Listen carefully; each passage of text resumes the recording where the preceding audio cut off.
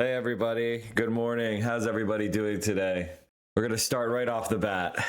Not very many long songs. I just feel like chatting with you anyway. Good morning everybody. Sad and crying? Oh, don't be sad, like don't be sad. What the hell are you saying? That was amazing.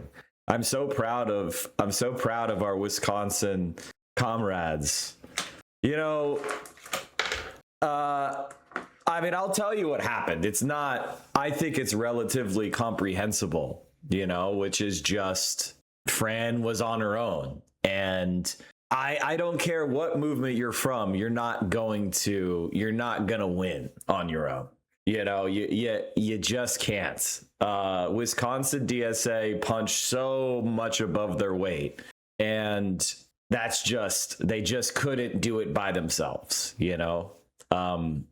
and the national establishment fought her, and she was left out to dry. That's just really what happened. It's not that complicated. We have that chart that Jules Verne put together about some of the campaigns that we have supported. Sorry about that, chat. Some of the campaigns we have supported over the year. And for me, like Francesca, when she launched this campaign, it was always the most insane one, right? It was the most outrageous one. It was the most ridiculously ambitious one. That's really what it is. Now, the other thing I'm going to ask everybody not to do is do this thing where they now retroactively say she's a bad candidate. People do this to distance themselves, ego and mentality, from losing, okay? I will talk about all of the main objections, but she was a good candidate. And she worked really hard, and she did everything right, okay? The reality is a lot of people just didn't want to take the risk. That's what it was, basically. And you see this type of stuff, for example, in LA with Nithya Raman running for mayor. Why has she not gotten support? Because people didn't want to take the risk with her. That's really what it is. Obviously there's some other things that are problematic with her that we could talk about, but that's what it is, and politics is about, a lot of what happens in politics goes on behind closed doors. It's not something that is out in the open. And as far as we'll talk about all the objections and reasons people are calling her bad. And I got to tell you, it's just cope. We just got beat there. There's really nothing to that. There's nothing more than that. We got beat. We got beat by the playbook. They didn't do anything special. Okay. It's the same way they beat Bernie. It's the exact same way they beat Bernie. Electability, the establishment was 100% behind Crowley. They did centrist Voltron, and and she was left out to dry. That's what happened to Bernie. He didn't get, that's just the reality. I don't know what else to say. Jules, thank you. The polls were not wrong. I've been seeing a lot of people saying the polls were wrong. They weren't wrong. What happened is there just weren't enough of them. She pretty much hit where the polls were showing her at, around 40%. That's where she was at in the polling. And to get to over 50%, or to get those last 0.3% she needed some sort of outside validation. The voters, when she became the front runner, the voters were looking to see, they were doing the gut check, just like they did with Bernie Sanders in 2020. It's very remarkably similar. He became the front runner. The gut check happened. The National Democratic Party fucking freaked out and said that he couldn't win. They did centrist Voltron, and the voters listened to the party. That's the same exact thing that has happened here. And because she didn't have any assistance, when AOC and Bernie pointedly did not endorse her, she didn't have local, state, she didn't have any reps endorsing her. She had no state, no congressional members endorsing her. She had no national progressive endorsements except for Ilhan. And that was very late, and that's not enough. And the TV ad thing is a symptom. It's not the cause of her death. You guys are doing things in a out of order. You don't understand politics well enough. You don't just push the run TV ads button and then get TV ads. You have to have millions of dollars. And to have millions of dollars, you have to raise millions of dollars. Well, how do you raise millions of dollars as a no corporate PAC money progressive candidate? You need to have grassroots, national grassroots support. And Fran, except for me and Hasan, did not have that. She did not have AOC's list. She didn't have an email where AOC said, here's my fundraising list. We're going to send an email to my fundraising list about me endorsing you. We didn't have Bernie Sanders saying, hey, let me send an email for you to my fundraising list. Let me endorse you. They didn't have a, stop oligarchy rally in Milwaukee with her as the headliner. They did not have, she didn't have the validation to raise the money. That's what it was. And, it is what it is. Mandela Barnes not endorsing her after he dropped out. That's another red flag. Again, no access to his fundraising, no access to, he raised more money than anyone because of that dynamic. How dangerous is it we have to rely on a Bernie endorsement to win? How dangerous is it that Crowley had to rely on Evers' endorsement to win? That's politics. It's a team game. And Fran just simply did not have enough people on her side. Now, I was hoping that the establishment fumble was going to be incompetent enough that she would be able to win, and then people would just be forced to coalesce behind her because the governor of Wisconsin is such an important race. Okay, that's the play that we were kind of doing at the end, and it almost worked.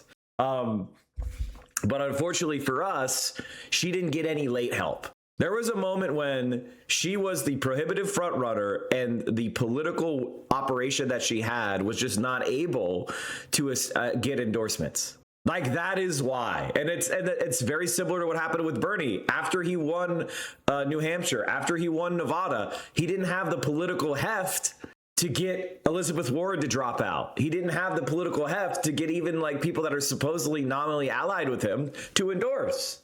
And so that's why she failed, because the voters, the white college educated voters in the suburbs that carried Abdul to victory were not behind her. That's where she lost the election. She did really well in Milwaukee, actually. She overperformed in Milwaukee compared to what her benchmark was.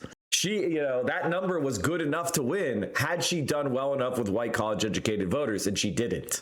That's where this race was lost. This race was lost because the Bernie Sanders AOC likers did not vote for her in Assad numbers. That's, how did Ryan do it? It looks like I think Ryan won re-election comfortably, but, not a big enough blowout. The other thing, there was a huge encampment shooting in Madison that definitely scared some hoes, in combination with her defund the police, tweets. Defund the police is definitely a slogan that is very damaging for our side, and it is, just kind of electorally very, very damaging. I knocked some doors with Ryan, and we came across this woman who was walking her dogs with her son. And we started, talking to her about Fran, and she said, "Oh, I really like Fran, but I was a little bit worried about the defund the police." And I successfully named both of her dog breeds. They were a Newfoundland and an Irish Setter. So she was very impressed by my dog knowledge. So Swish, I know how to talk to white people, Swish. Then I showed her a picture of Romeo, and then I said, "Well, she's not going to defund the police. She cares about being tough on the causes of crime, and her focus is on real public safety." And I was able to talk her down. But to me, that was a very bad sign. She was 100% excited, interested in Fran until she heard about this defund the police thing, and that threw her off. And she was a white college educated voter, right? Median voter explains the entire race. Yeah, no, of course. Disappointing night. One thing is clear. The establishment is perfectly willing to overlook serious flaws of their candidates and rally around them. Progressives frequently fail to rally for their candidates and miss huge opportunities for no good reason. Now, I know that a lot of people are going to say something like to the effect of, she was a bad candidate. That's incorrect. But there's another thing you need to understand. When you lose, people will call you a loser. It doesn't matter if you lose by 1 vote or 1 million votes. You are in the category of person who lost. And people in politics, it's very brutal, but I want to tell you that there is a rule. It's not what you've done, it's what you will do. So by losing, then people are going to try to distance themselves from the loss. It doesn't matter that she ran an outstanding, unbelievable, overperforming grassroots campaign with no help. If you had told me back when we had her on the stream that she would be neck and neck, and it would be the very last precinct of the entire state that would determine the outcome, I would have taken that. I would have taken that bet back in September of last year. Let's keep the context. You know what I mean? And this has happened to me before, by the way. I had another race of mine where we lost on the last precinct, just like this one. Okay, so this is just the way it goes in life. Sometimes you have the squeakers where you win, like Abdul last week, and then sometimes you have squeakers where you lose. The one thing about politics is once you start smelling your own farts a little bit too much, you're going to be reminded that life is unpredictable. Okay, and like, her performance was strong. The turnout was high, man. She got 75,000, 85,000 more votes than Evers did in 2018. You know, this, and obviously there was also some Republican crossovers and things like that, but it's hard to, complain about that too much. You know, it is what it is. The universe will always humble you. Just remember that. Just remember that. In politics and in life, you will get humbled. And, my general feeling is that if Francesca Hong had received the same level of support as Abdul El-Sayed had won, she would have won by 10. You know, like if she had the full progressive train come through and do 1 million rallies with her and knock 1 million fucking doors and, have everybody come and endorse her, then she would have won. But they weren't here, right? And that's just true. Now, the other thing is people will say stuff like, oh, her tweets, that made her a terrible candidate, her tweets. Are you fucking kidding me? Zohra Mamdani had the same types of tweets. Daria Lisa had the same types of tweets. That shit is part of the fucking thing. The difference is they had AOC. They had Zohra. One or two Joe Biden said that poor kids are not as bad as white kids. Okay. Like, people are going to have mistakes. They're going to have like slight gaffes. And her answer wasn't even that bad. Okay. Like, it was a little bit on the autistic side, which means you want to explain where you need to be concise. But like, that stuff is nonsense. You can dismiss that because, again, it's just ego distancing from taking an L, right? Like, if you're a DSA socialist, you don't want to be like, we took this L. But we took this L. We took this L, He said the establishment is the same as the N-word. Nobody cared. I mean, people did care. But again, it's the party decides. There is a long-term idea where if the entire establishment goes behind someone, they're going to win. It is just what it is. You need to disrupt. You can't have consensus in the party against you. You need to have some counter support. Like, it doesn't have to be everyone. It doesn't have to be the majority, but you have to have a significant block to then make it a race. And she did not. She had no, did she have any endorsements from statewide officials? Did she have any endorsements? She had no endorsements from congressional members, So I'm just kicking myself and trying to see if I could have found the time to fly up there and phone back more. I'm kicking myself because I'm trying to figure out how to have, the political game is where we lost this race. It does show that ads need to be part of the campaign. Okay. I'm going to have to say this 20 times, so I'm going to save it for a little bit later. But her not having television ads is the symptom, not the disease. It's the symptom of not having enough money. Like that's the, you know, I don't think she was like saying we're not buying TV ads because we hate TV ads. She was saying we don't have the money for TV ads, so we decided to do a different strategy. I only heard about Hong like a month ago, whereas Abdul said he heard his name for a year, because Abdul had a strong political game. He had a strong political game. Ryan Clancy won again, you know? I mean, and part of the problem is, and obviously, you know, Zionists are always going after him. So a friend of the show, Ryan's has won re-election, but he had Bernie's endorsement from the beginning. He had AOC's endorsement.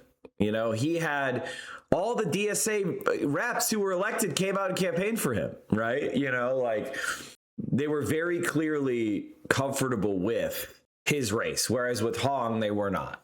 There was not that relationship. And that's, I also kind of blame DSA a bit as well, because if we're going to have a compelling governor candidate, we need to be ready to ride for her, right? Are we allowed to say it was rigged? I mean, it all comes down to the chart. It all comes down to the chart. What do you guys notice about the losses? What do you notice about the losses? Ryan Clancy is a DSA member in Wisconsin's House. He's one of the socialist caucus they formed out there. So if you look at the winners, do you notice how they have every winner has either Bernie, Zoran, or AOC? They're DSA. Okay. Some people have won without, well, you know, and Hasan, right? This is the method. And when you look at the defeats, no, there's only one endorsement. There's only one time where we had Hasan, the DSA, Bernie Sanders in a loss. And, you know, Cori Bush is a special case, right? Because she had a billion dollars of AIPAC money that's been spent against her over the past, you know, decade. And she was massively outspent again. What's the deal with Bernie and AOC delineating between Congress and governor's races? I don't know. I think it's stupid. What do you want me to say? I think it's dumb as fuck. The polls weren't even bunk. I want to say this again. The polls were not wrong. The polls were not wrong.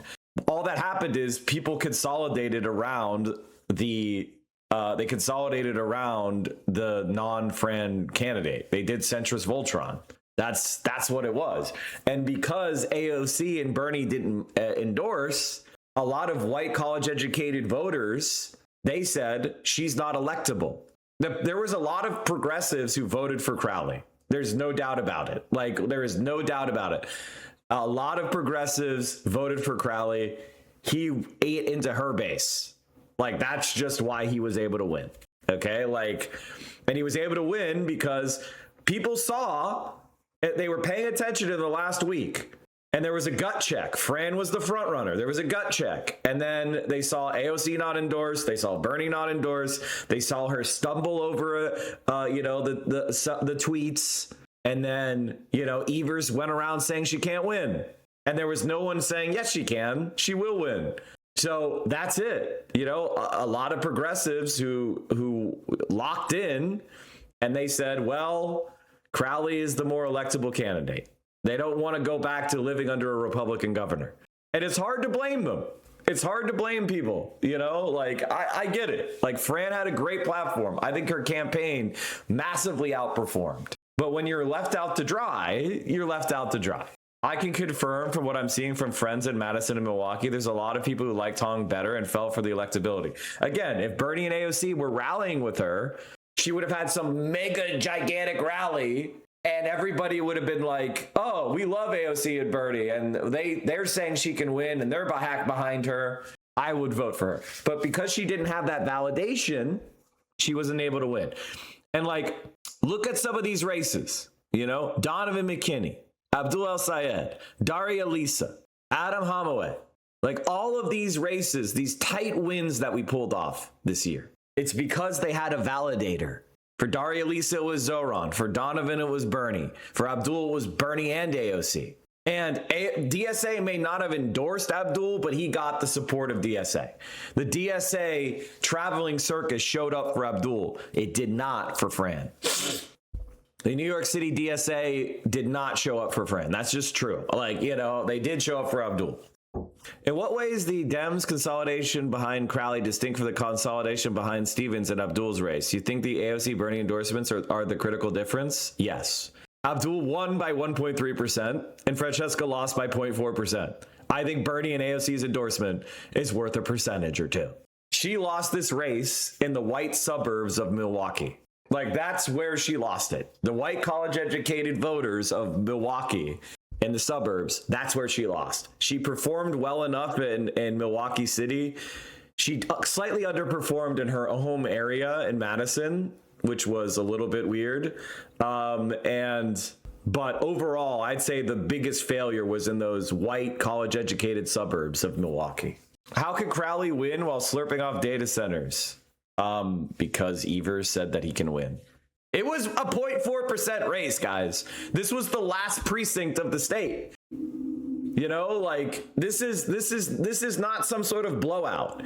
This is a tiny L. This is like losing in the 15th inning of a baseball game. You know, like you've ran out of relievers.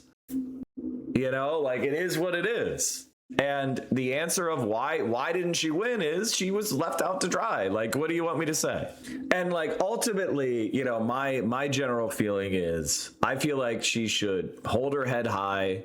I think she's acquitted herself well. I'm fucking proud of this campaign. You're telling me that a race that started on this stream almost won the governor of Wisconsin, and had we gotten the help, would have? I am fucking proud as hell of her. I'm not doomer at all. I'm like, hell yeah.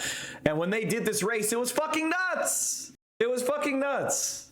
You know, and when Mark Pocan runs for Senate or retires, Francesca Hong, she's going to run and win. She's going to get a little bit sharper, you know, and she's going to fucking run and win, you know, like, and she'll be in a safe blue seat. You know, like there's no, it's not the end of Francesca Hong. That much I can tell you, you know? And now she has the relationships. Now we could go and build them up, you know, keep your head up. Don't get discouraged. Realize that politics is a long process. Bernie Sanders got his ass beat 1 million times before he finally won. So it is what it is, you know? Like the establishment Democrats and the entire national media was against her. And she was on her own with nothing but Madison DSA and Milwaukee DSA. And me. And Hasan. Like, think about that. And she almost did it. 40%. That's fucking amazing.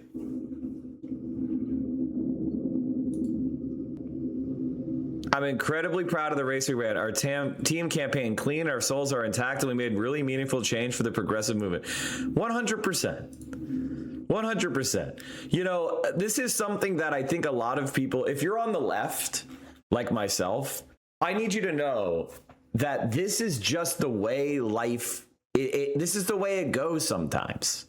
And the reason why, you know, this is why I want everyone behind AOC. If she decides to run for president, I wanted everybody behind her early, because she loses if we're not all locked in. If I don't want to have 5 different progressives running like we did in 2020. I want to have her in the progressive lane. I want us all lined up behind her. I want her, you know, Abdul is going to win Michigan. We're going to have that. That is going to be the argument for why a progressive can win in a swing state. You know, it isn't the, you know, this isn't the end. Fran is going to have a career. She's going to continue to grow. Like, you know, I'd love for her to take Mark Pocan's seat. I hope she builds a relationship with Mark or with other national progressives. I hope the socialists in Milwaukee, they strut and they gain the clout that they deserve, you know? Should she run for Senate against Ron Johnson in 2028? If AOC endorses her. If Bernie endorses her. I've seen volunteers for her Slack say they're going to join DSA because of her. And that is what. And there's probably going to be a great opportunity for a progressive candidate in Milwaukee congressional race. You know, like fundamentally, my general feeling about this is I love Fran. I respect her so much. She made me proud, you know, and we did everything we could. And anybody who tells you, who looks at this and feels like it's some sort of like side of our weakness or failure is insane, because again, this was just Wisconsin DSA against the world, and they almost pulled it off. They were against the oligarchs. They were against the establishment. They were against the media. They were against everything. And they took them to the 12th round in a split decision. This is like Rocky 1. You know, spoiler alert, he loses the fight in Rocky 1. Okay? He doesn't get the title till the sequels. What the fuck, spoilers? I never watched Rocky. Oh, whoops. Sorry. You're like, legit. Guys, the film was made in 1980. Like, you can't say spoilers for a cultural classic from 1980. The spoiler bubble, it's like saying you spoiled Macbeth. Fuck you. There is no spoiling. It's from the, you don't get to say spoilers. Guys, I can't believe you spoiled Jurassic Park for me. It came out in 1995 or whatever. Shut the fuck up. AOC letting her crypto bro Connor outflank her again. Well, he just doesn't have the motion that she does. I wish he did. Fran would have won.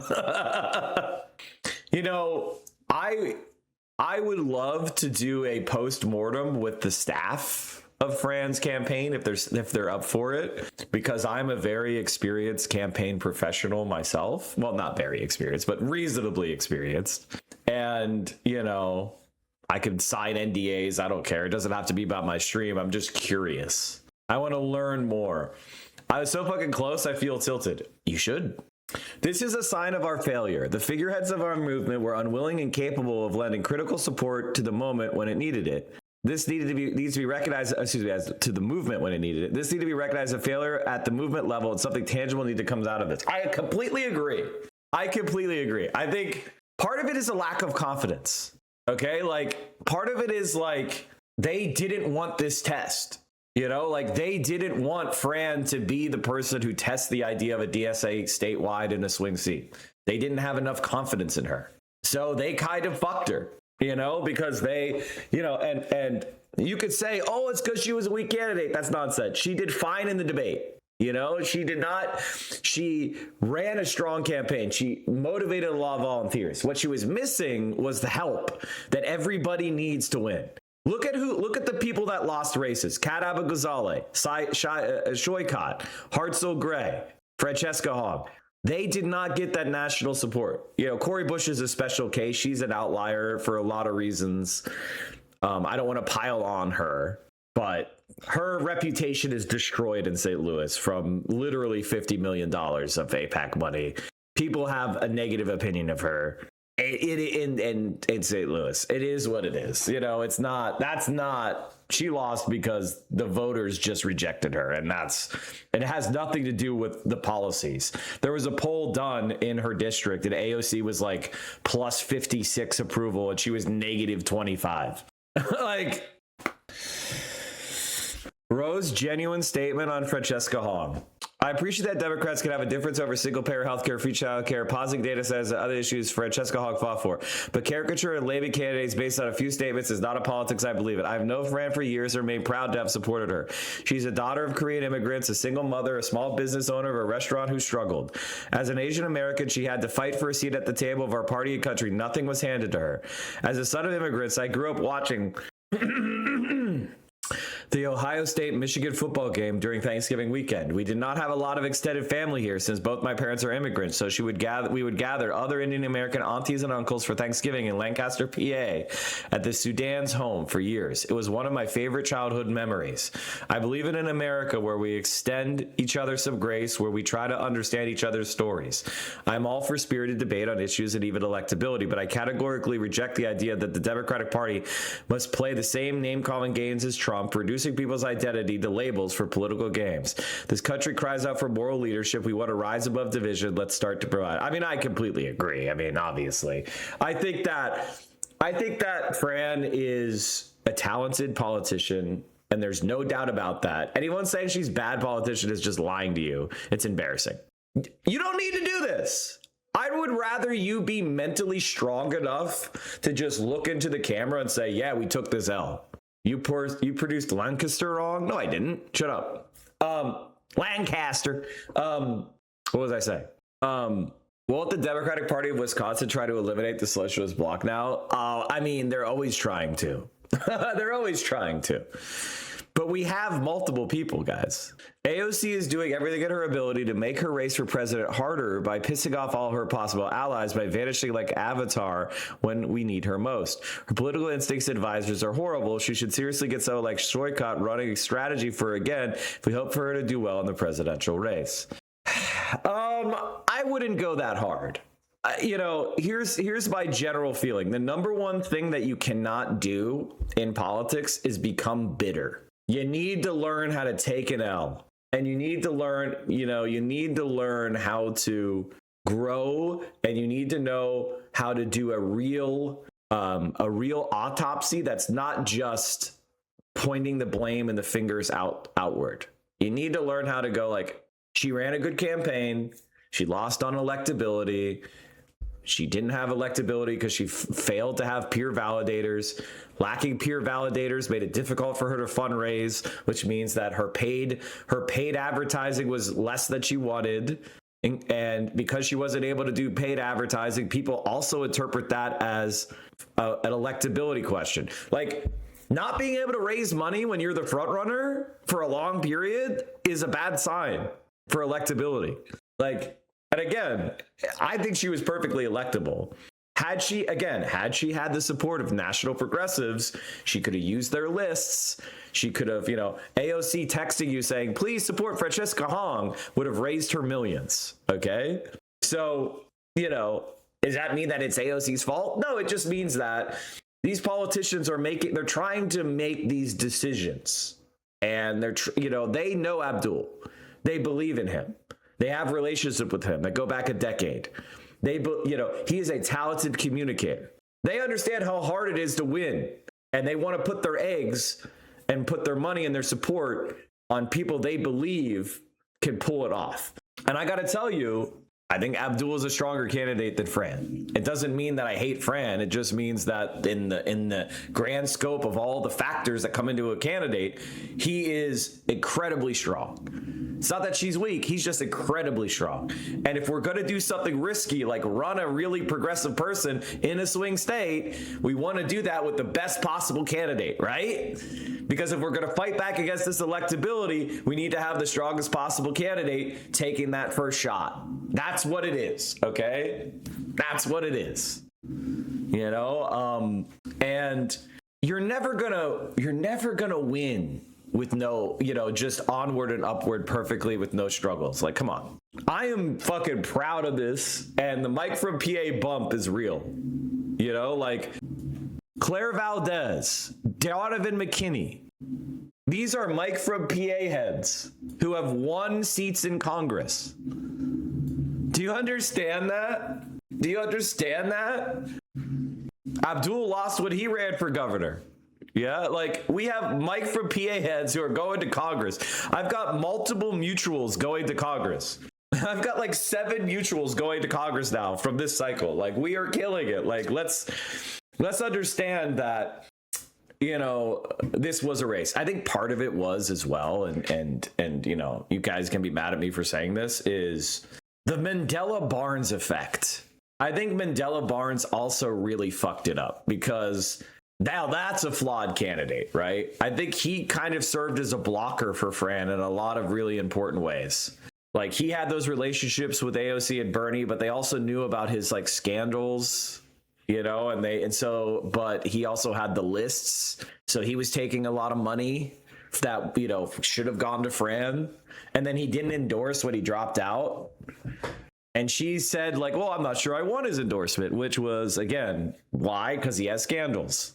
Mike, your video on left doomers, why would you be doomer? We've been winning all over the place. And this race, again, I loved Fran because she's a Mike for a PA head. What do you want me to say? Like, you know, I'm one of my fans almost went to became a governor of a state. Like, what do you want me to say? Of course I'm going to go all in for that. Of course I'm going to put my heart and soul into that. It is what it is, you know. But I know Fran is not going anywhere, and I know she's going to be an amazing leader going forward. Pete the New, you know. It is what it is. What are the polls saying for Larkin? Larkin has a very similar situation as Fran. You know, like, I think he could do it, but are they gonna play? Are they gonna play? Is AOC and Bernie, are they doing a rally with him? You know, like Elijah and Oliver's races are very similar to me, where they need the help. They need the electability help from National Progressives if they're gonna pull it off. Omar has won for state senate, which is fucking amazing. He last year he lost running for mayor, and now he is going to the state senate. This is exactly the type of toughness that we need, you know? Like, this is exactly the type of, hey, we didn't win. Where did we do well? And then, you know, learning and then deploying from that, right? And then running for something else. And then the other thing that was funny, but that reminds me. So let's talk about another race that we talked about yesterday, which was Peggy Flanagan. This was the race we were worried about. And the polls were fucking wrong as hell, except the progressive overperformed the polls. Massively overperformed the polls. She was massively outspent by AIPAC. Now, she's not a DSA candidate, but she's another progressive. And she fucking destroyed Angie Craig. She put Angie Craig in the fucking dumpster. What the fuck is wrong with polls? I mean, the Wisconsin one was definitely a situation where I don't think the polls were wrong, to be honest with you. I feel like they just didn't have enough polls. It was in flux. Fran hit the ceiling of what a good campaign on policy alone. But to get that extra 10%, to get to a majority of Dems, you need to have you need what we call the party decide. You need to have that peer validator. It's the same thing with streaming, right? Like, why am I a decent sized streamer? It's because people like Hasan think that I'm worth listening to, which makes a lot of other people, you know, consider watching me, right? And then you judge me on my merits, whether you like me or not. But the fact that I have friends, you know, like Hugo, like Hasan, like Caroline, like, you know, Majority Report, like all these really important, great left-wing streamers and content creators, the fact that they endorse me makes you want to consider watching me. It gives me credibility. You know, we talk about this a lot. It's called ethos, right? And that's what Fran lacked. She did not have enough authority behind her to give her that bump. And white people, especially upper middle class and upwardly mobile, educated people, are very well aware of these status dynamics. And the reason why Abdul was able to win is because he had the status dynamics in lock. Rhodes Scholar, you know, PhD, MD, Bernie Sanders, AOC, you know. So he had enough of those validators, those peer validators saying, this guy's fucking for real. You can take a chance with him, right? At Hasan platforms that are Germentum, though, who gives a shit? Who cares? Should she request a recount? No. She lost by just enough that there's no point. You know, if it's like less than 0.1%, then it's worth it. I think the most votes that has ever been flipped is like a couple thousand. And that's like the biggest turnout change in history. So I think it would be, I don't think, usually it's like a couple hundred votes at most. I think Florida with like George Bush was like, what, a couple hundred votes? So 3K, it's too much. Unless you have evidence of some sort of shenanigans. And also, they cost millions of dollars. She doesn't have the money. A lot of Wisconsinites switched to Crowley because of her soft-spoken media hits. Yeah, it definitely wasn't good. I mean, again, it wasn't the fact that she didn't fumble them that bad, okay? But it was the vibe around it, which is she's not ready for prime time, and the nuclear freakout of the entire establishment and the media. And so late deciding voters went to Crowley unanimously.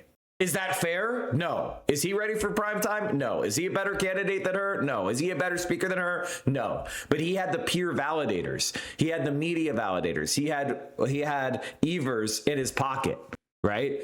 So he's the moderate. Moderate is more electable, and it is what it is. It should have been a massive alarm when the state navigate polls showed him double his number in a week and Fran didn't move an inch. He was hoovering up the undecideds. The polls weren't wrong. They showed a clear ceiling for 40% for Fran. I mean, that 40 to 45. She underperformed. She slightly underperformed, but the polls were not that wrong. There just weren't enough of them, and the race was too fluid. Like, I don't really consider, I mean, obviously this is a polling miss for her, but like, it is what it is. Mike, why should I vote for Crowley? I mean, here's my general feeling about Crowley. Is he going to be a terrible governor? Yes.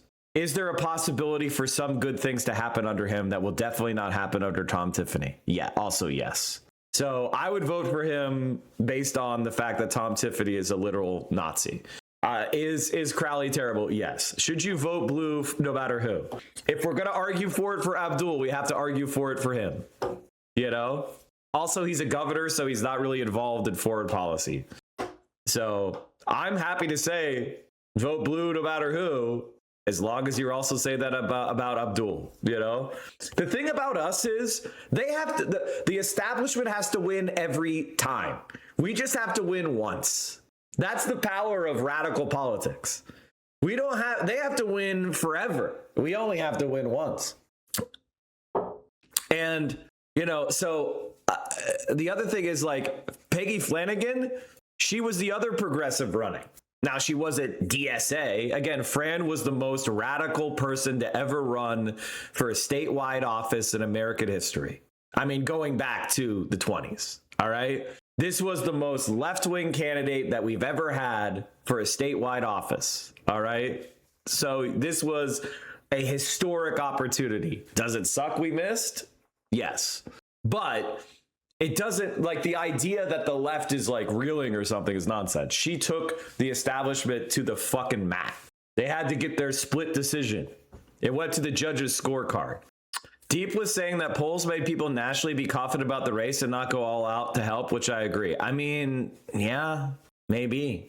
And like, so we have Peggy Flanagan won by 20 points, guys. And what did she have? Did she have the endorsement of AOC and Bernie Sanders? Did she have the national validators that we were talking about? Oh, would you look at that? She had Bernie Sanders. She had Ilhan Omar. She had Ro Khanna. She had Chris Van Hollen. She had Elizabeth Warren. I don't know why AOC didn't endorse. That's kind of an L for her. But she had Ayanna Pressley. She had Jayapal. She had Franken. She had Deb Haaland. Like, she had a ton of the kind of like progressive left. So those peer validators made her more electable. They made her appear to regular, you know, to when white college educated people went to her campaign, they saw this, you know, and that was the difference.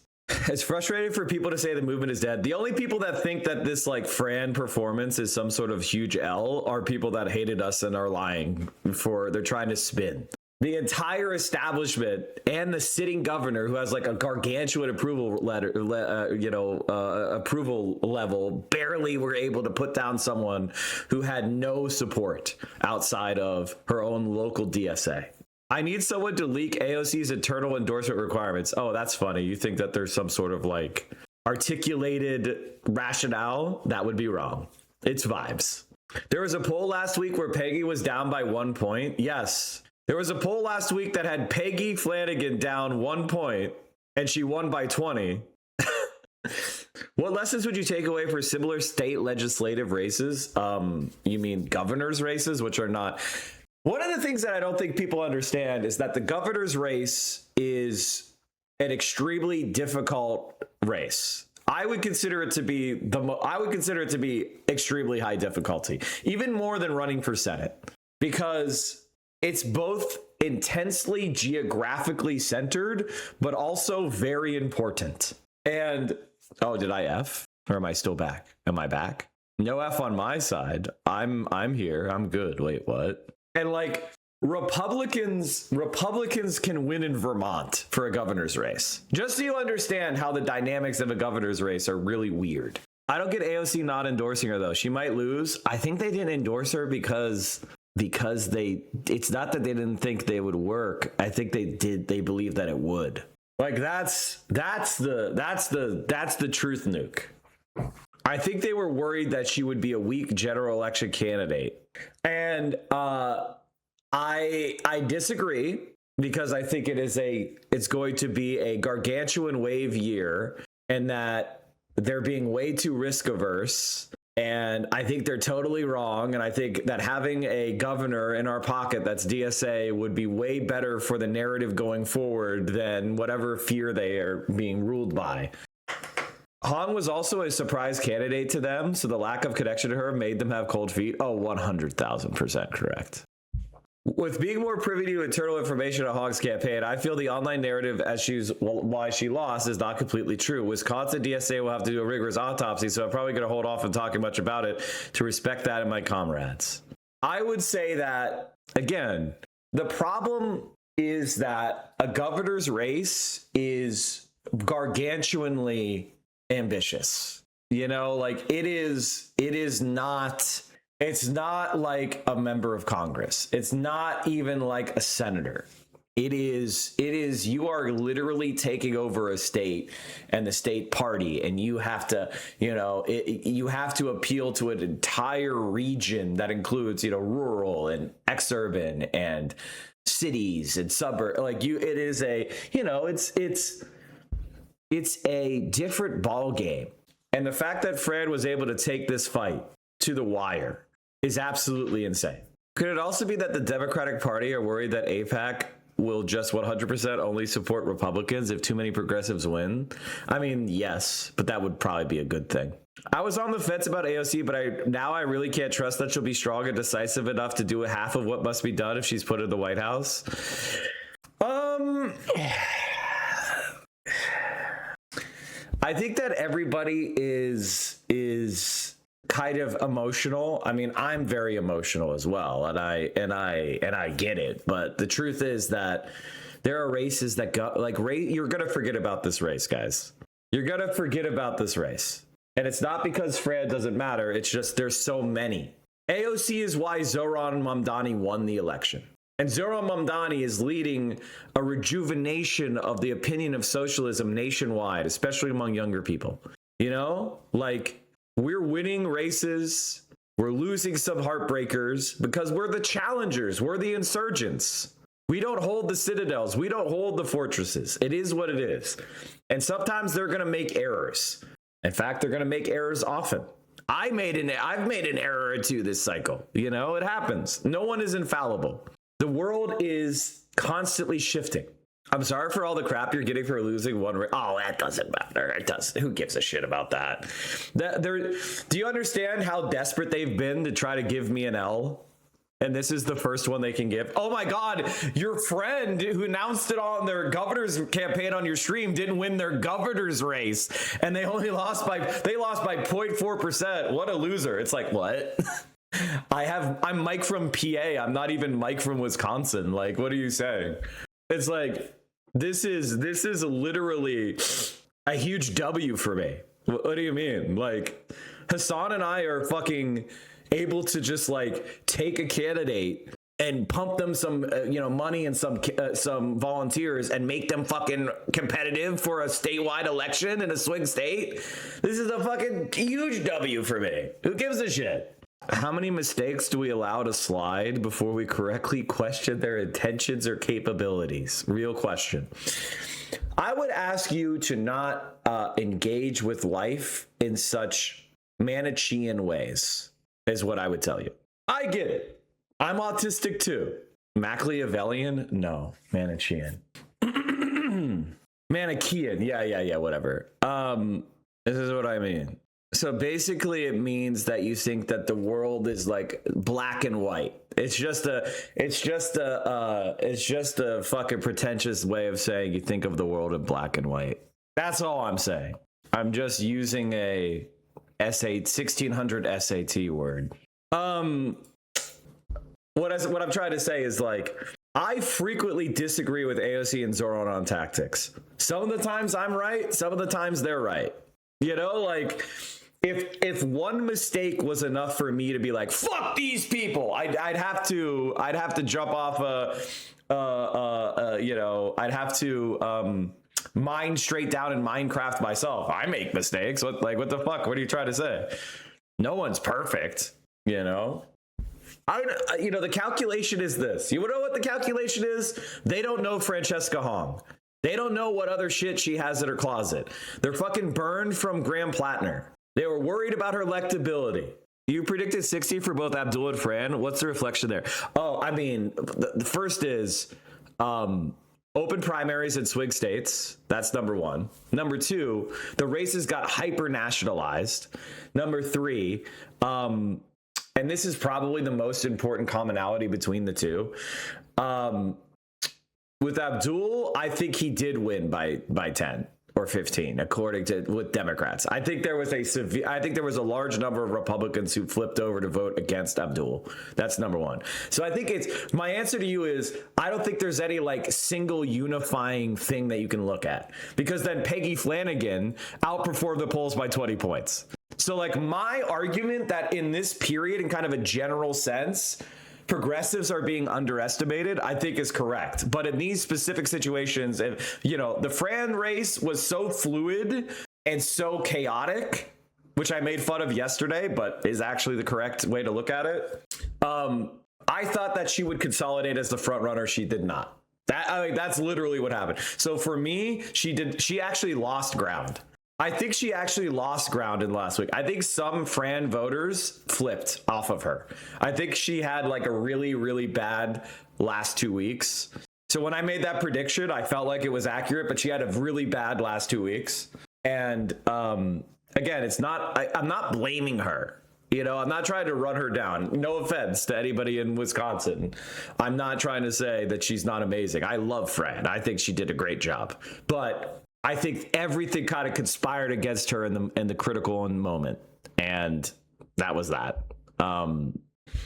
There's been a lot of critique online about underperforming with black voters, and not a lot of talk about how we could run better campaigns to reach out to black voters. That would be important. I've talked about this so many times, it's not funny. But I'm a white man, so, you know.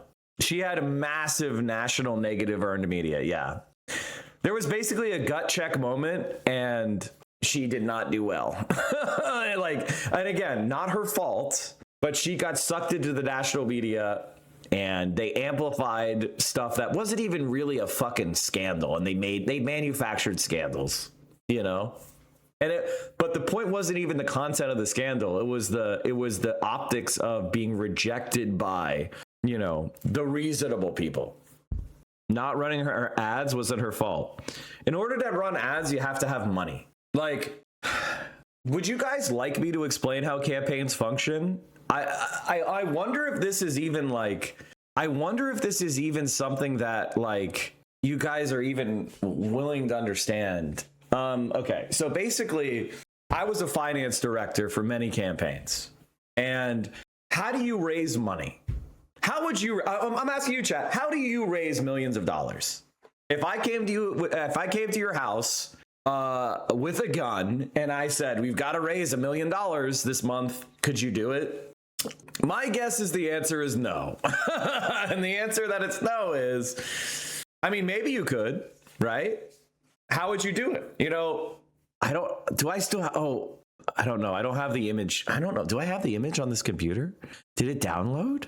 Wait, was OneDrive useful? Did I save it? Fuck. I made a fundraising circle thing the other day. Hold on. Damn.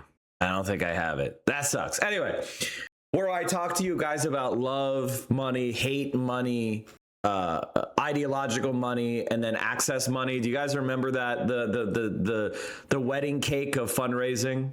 Do you guys remember that wedding cake of fundraising I made? The problem with Fran is that, you know, as a grassroots candidate who's working class, the love money is not going to be very much. That's the struggle, right? Like, unless you're rich, you can't self-fund and you don't have rich parents. Okay. So your circle of friends and family is not going to raise you much money. And as far as hate, Francesca was not running against anybody who had a large amount of haters that were desperate to fund her opposition. So those first two very important categories, because she was running in an open race against people that didn't have a lot of haters, that led her to try to get to that ideological money, right? Like as the basis of her campaign. And the problem with that is, why should people give you money? Thank you. Okay. Why the fuck would people give you money? You know, they have to believe you're going to win, right? Like if I'm going to give you money to support abortion rights, but you lose, I wasted my money. So I have to have this like ability to believe that you are a credible or even probable winner. And that's where the endorsements come in. Okay. All right. So that's level one of the kind of problem of being grassroots candidate is you don't have a lot of love money. You probably are not going to have a lot of hate money, especially at like open seats. So you're relying on like issues money, national progressive attention, where a bunch of like progressive leaning grassroots donors give you money, right? Well, how do you get those people to even know who the fuck you are? And that's where the endorsements come in. Okay. So what is the process of raising money? Well, we've all heard of call time, right? If you haven't heard of call time, I'll briefly explain it. Call time is you have a list of donors and you call them all on the phone, and then they pick up and you introduce yourself. You say, hey, I see that you have donated to X cause or blah, blah, blah before, and I'm running for office in this state. I'd love to have a conversation with you. I'd love to make your acquaintance. You know, I'm having a fundraiser. Would you be interested in supporting the stream? Supporting the campaign. Then you have a conversation with the donor, right? This is a class of people that can fire off $500 without thinking about it. What do you think their politics tend to be? Okay. Do you think they're excited to vote for the socialist candidate?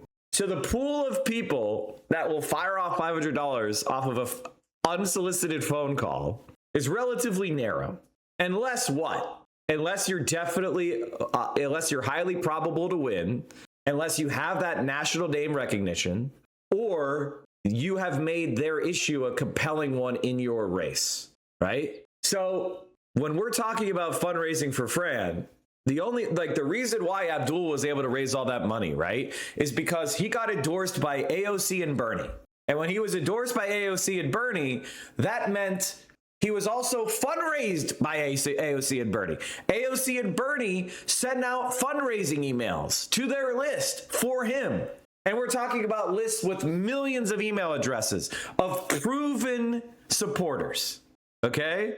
We're talking about people that have spent money on campaigns before, and that results in millions of dollars that you have access to, right? And then once you start getting those lists, once somebody donates money to you, then you could say somebody donated $1,000 to AOC, but he donates 50 to you on an email. Well, now he's a donor, but you know he's got deep pockets.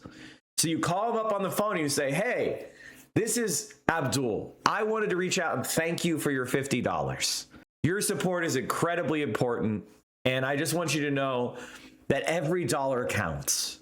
And now that guy is like, you know what? I like this. Wow, I feel important. I feel valued. And then the guy breaks out his checkbook and you could fundraise again. So what I'm trying to say here is, without endorsements, that means no lists, right? So she doesn't have lists of donors. So she either has to generate them, which I know how to do.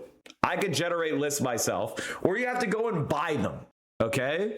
And buying lists costs money. The problem is when you buy someone's list, it's a lot less effective than them giving it to you. Because again, those lists the quality of the leads is low unless you have the peer validator, right? Unless you have those unless AOC is saying, what if, AOC is saying, I really love this guy. He's great, and then you call the AOC list of donors and class traders and rich Hollywood actors and whatever the fuck, right? When AOC gives you the list of the Hulk's cell phone, and you call him on the phone, or she gives you the cell phone of Susan Sarandon, and you call Susan Sarandon on the phone and you say, hey, Susan, sorry to bother you, but AOC gave me your number because, you know, I'm running for blah, blah, blah, blah, blah. And you're just such an amazing leader and we love you so much. Would you be willing to like throw me a couple $100? It would go a long way. We really, you know, we're fighting the good fight against the establishment. And Susan Sarandon throws you $250, right? Like that is how you raise money. That is how you raise money. And Fran did not have access to that. So you guys are talking about television ads. And the problem is she was not endorsed by anyone. So it's really hard to fucking raise money. And that's why people love me and Hasan, because you come on our stream and we make $20,000 on my stream and $80,000 on Hasan's stream. Now suddenly you've got a humongous influx of $100,000 in cash, as well as you now have a list of people that you can re-solicit. That is worth literally thousands upon thousands of dollars, you know? And then those tags are Mike from PA donor, Hasan donor, right? And now you have that list of people that you can then ask for money, and you can email, and you can try to build up your support network, because campaigns are war and money is the sinews of war. With money, then you can then do what everybody's complaining about is she didn't run enough TV ads. Well, to have TV ads, you have to have money. To have money, you need to have lists. To have lists, you need to have endorsements. And that is basically the problem, and that is the game of politics. Now, some people can break out of those, you know, like AOC no longer has to do call time because she has such a gargantuan list and she has such popularity and celebrity that she could just shoot out email to her email list and raise $1 million. That's why she's that's why she's the best candidate to run for the left. Because she has a strong base. People love her. They think she's credible. She's got the list. They want access to her as a leader. Like she has a gigantic wedding cake. Well, not anymore. Apparently she broke up, I heard. They're reporting she broke up with her fiance. She froze her eggs and broke up with her fiance. Oh, no. Anyway, that's the rumor on TMZ. People are being gross about that. Yes, no shit. Oh man, are people being misogynist to a woman? Here's an example. Jules, here's a perfect example. A Bernie email could raise $100,000. Speaking from experience, this email probably raised her $100,000. This is what an endorsement is. It's not just Bernie Sanders coming and rallying for you. It's the fact that he does this. Sisters and brothers, thank you for the support you've been giving to progressive candidates throughout the country. Because of you, our movement won 3 congressional seats and nearly a dozen down-ballot seats last night in New York City, which follows strong primary victories in Ohio, Pennsylvania, California, Montana, New Jersey, and Arizona. That message cannot be clearer. The American people are sick and tired of status quo politics and a corrupt campaign finance system which benefits the rich and the powerful. They want a government that represents all of us, not just a handful of billionaires, and they are supporting candidates who will do just that. In just a moment, I'm going to ask you to make a contribution to Maylot Quiros' campaign for Congress in Colorado. This is what I'm talking about. This is what Fran did not have. And that's why she couldn't buy television ads. Okay, like anybody saying, oh, she should. It's not that she wasn't not buying television ads because she was some sort of hippy dippy fucking kook who just didn't believe in television ads, which is what people want you to think. Because they're trying to put her in the Dennis Kucinich box of kooky leftist who's unserious. That's what they're trying to psyop you into thinking, which is not true. It's just the fact that she didn't have the relationships with the national progressive movement that you need in order to win. And like, why do you think I'm here? I'm here because I was worried about that. I'm here because she started with me. And who the fuck would I be if I didn't try to help her at the end? But I was always concerned about this. Like, of course I'm always concerned about this. I was hoping that she would squeak it. She would finish. I thought she was going to win strong. But at the end, I was like, I hope she just squeaks it. And then they just have to deal with the fact that she is the nominee and they can't give up a fucking Wisconsin governor's mansion. And then the DCCC and everybody will fucking parachute in and take over a large section of her campaign as far as like fundraising because, you know, she doesn't have these lists and she would need the DCCC lists. and she would need the DGA lists. Okay, like, which is the Democratic Governors Association. Did you see the smears from the ex-Biden staffer talking about 5150s and mental illness? No one gives a shit about those hacks. The RGA put $3.6 million in ads about Hong, more than either Democratic campaign spent on paid media. I don't even think that's true. I think Crowley ended up spending more. Let's wait on the like finance side of it until we get all the final reports that are going to come in a couple weeks. What the hell was the report about shaking up the campaign staff? It's exactly what I'm talking about now. The National Democrats didn't want to give up the Wisconsin race, but she obviously needed help, you know, in the sense of like she didn't have the backing necessary to win in November, and they were going to have to come in and basically reconstitute. And again, I think the staff that she had did a fucking amazing job, and they were legendary. Like they were running a scrappy campaign off of fucking duct tape and shoelaces, okay? And they built a fucking war machine. But fundamentally, like, to win a swing seat against a strong Republican Party, and let me tell you, the Republican Party is a fucking Leviathan. You know, like the Republican Party is a fucking Leviathan. So they were going to come in and they were going to, you know, help her expand her campaign. Because as I said, she had severe deficits in some of these areas, right? And they were going to do it. If she had pulled it out, that would have happened. You know, they would not have abandoned her. The idea that she would be unelectable is bullshit. She would have been fine. The GGA would have come in. I am very confident that the Wisconsin Democrats would have rallied behind her. I think the DGA would have won. I think Andy Beshear would have come in and supported her. Like, I fully believe she would have been absolutely fine. I think most of her campaign staff would have been retained, but they would have added a significant portion of what you would call the establishment staff. Because again, it's a governor's race. It's very important. All right. And I think she needed that because, again, she didn't have the support she needs. And this is tough stuff. You know, like nobody else is going to tell you about this because they don't even know about it. All right. They don't know what they're talking about. They're not competent. You know, most commentators don't know anything, which is why they fixate and say dumb shit like she didn't buy TV ads as like the reason she lost. She didn't buy TV ads because Bernie Sanders did not endorse her. So therefore, she did not have access to Bernie Sanders lists. She didn't get fundraising emails like this, which would raise her hundreds of thousands of dollars and generate her list of active supporter donors that she could then run call time off of and raise enough money to then buy TV ads. Okay. She didn't decide like I'm a hippy dippy who doesn't believe in TV no more. It is a funding thing. And like it's not like she was sitting there with millions of dollars and going, I refuse to buy TV. That's not what happened. She was running a governor's race on a congressional race's budget. She was running a governor's race on like a state senator budget, bro. It wasn't even a congressional level. Like, and again, that shows you how fucking insane and great and scrappy her campaign was. But ultimately, did you go over the polling already? I mean, guys, this is the biggest polling miss. This is the biggest polling miss. Fran performed within 5 points of what her polling average was. The problem was late deciding voters all unanimously voted for Crowley, which is the centrist Voltron. It's not really that complicated. Can you call into Hasan's stream today? I mean, if you'll want me to, sure. She lost by 0.5. Are they going to file for a recount? Not worth it. If she lost by 0.1%, then yes, it would be worth it. Do you think Republican crossovers had an effect? I'm sure they did. Are young voters more enthusiastic in answering polling? Are you guys going to, I hate to do this, but I believe it to be true.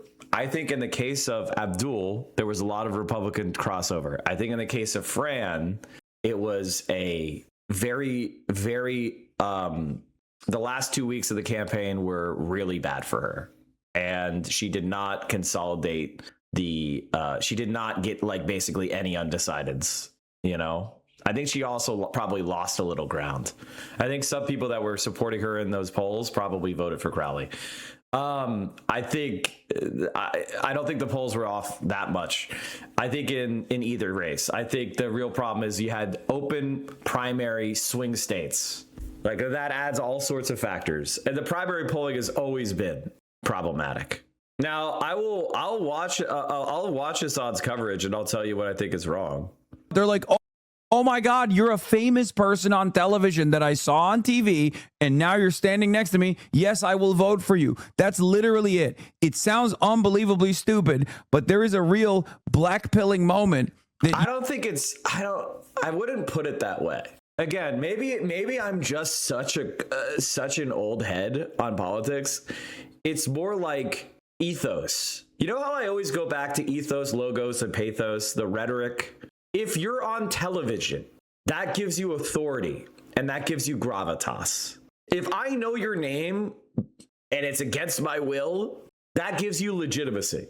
You recognize I understand so much more about how DC elites or why DC elites are so the Minnesota Senate polls the exact same way that I did all the other polls. I think it's actually a sign of us being correct. That was the polling miss of the night. Like, I think Francesca Hong's polling was actually not that wrong. I just think the late deciders and the consolidation and it became there was just not enough polls. I don't even think they were wrong, to be honest with you. I think the polls were correct. Mad Cats. The problem was she had a bad last couple weeks that she needed to have a good last couple weeks. Peggy Flanagan won by 20 points. Did people think that was going to happen? That was the polling miss. And this is like look at this shit. I mean, like, look at this shit. She's running Assad numbers in Minneapolis. Rochester, 68%. Duluth, 69%. This is the progressive numbers when you have credibility. When your endorsements look like this. Okay? Do you see the difference? When the attorney general of your state is listed like 20th, and you have everybody who's left of center in the Senate behind you. If you have all the progressive senators behind you. When you have multiple squad members behind you. Like, do you understand? Like, this is why, like, I know we didn't talk much about the Minnesota thing. It's because I wasn't close to Peggy. And she's, she's more of a kind of like Elizabeth Warren type politician, Bernie Sanders adjacent. She's between Bernie and Warren, and she has some like kind of Libby fucking J Street 2-state solution, bullshit on, she's not that good on Gaza, she'll vote against giving Israel money probably, she's just not that exciting for me. But she had the progressive wing consolidated, and she won, and she was outspent massively. What was it, 6-1? So, like, you got, like, listen, and the reason why is because look at this shit. Peggy was just a state senator, right? Am I not correct? Wasn't Peggy just a state senator? No, sorry, lieutenant governor. Okay, lieutenant governor. Lieutenant governor, yeah, you're right. Lieutenant governor is a statewide office, so she had that legitimacy. So when she calls up Bernie Sanders and says, I want to be another progressive senator, I'm going to be on board Medicare for all and a Green New Deal. And, I want to push back against the Democratic Party's, relationship with Benjamin Netanyahu and blah, blah, blah, blah, blah. And she had real gravitas. Lieutenant governor, I kind of wish Fran had run for lieutenant governor, to be honest with you. I feel like that would have been a good. I feel like that would have been a good race. And like Fran needed to be perfect without any endorsements, and unfortunately that wasn't. And then that's just not possible either. Peggy was very anti-ICE. She made like abolish ICE like her major priority. She was like, you know what I mean? We must dismantle the agency. Like, she was super radical, strong on ICE. She had a lot of like good progressive policies, right? And again, to my right, I wish she was better on Israel, Palestine. I think, it's a sore point for me. It's probably why she didn't get the AOC endorsement, if I had to guess. But she did get Ilhan Omar's endorsement.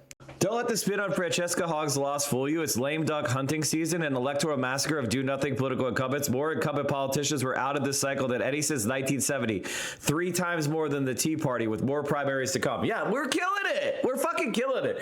And like, ultimately, Francesca was our most audacious attempt. Honestly, irrationally fucking bold by Hasan and myself, if I'm being completely honest with you. It was fucking nuts that we went for that. And we almost did it. You know what I mean? Is it, maybe I'm overthinking it, but is it strange she says everything but abolish ICE? No, she says dismantle ICE. That's literally the same thing. That's literally the same. She wants to completely dismantle. She says dismantle ICE. You know, that's the same shit. And Hasan has different takes than you about Fran's campaign. Yeah, no, I'm watching it. I'm going to watch it. Goddamn cynical. Okay. Are you out of your mind, dude? I mean, look at this. Can we see how the Lindell camp is holding up? I just don't know anymore. I don't know anymore. I cannot believe this race, man. What a nutty ass race. What an incredible race. Like, I cannot believe this. I'm seeing some hongs showed that Field is overrated, but she's going to end up with around 300,000 votes, enough to have won any previous Wisconsin Dem governor primary this century, more votes than were cast some years. Normie Dem primary turnout is just reaching biblical levels. It's a race for the future of the Democratic Party, and it's very clear that the establishment Democrats can still hit that turnout machine. One additional phone banking would have bagged her to primary. No, that's crazy. It is kind of wild though. Like, in order for a left candidate to win, we have to be like, guys, we're literally going to fight every single day. We're going to knock on every single door in the state. You know, we're going to put lawn signs up. Yes, that's called being the fucking insurgent. What do you want? They're in the castle. They're looking down on us from the battlements. They've got the, you know, like, what the fuck? Of course. Of course it's going to be a war. We're trying to oust someone. We're trying to rip them out of their power. And you have a lot of power when you're in office. Like, what the fuck are you saying? Of course it's hard. We're going to fundraise with small dollar donations, no like big money bombs from outside expenditures from corporate PACs. We are literally going to promise you the world. I will personally promise you that I'm going to arrest Tom Tiffany with my bare hands. And then on the other side, the establishment Democrats like, oh, I just dropped out and now I'm back in the race. And now the former governor has endorsed me.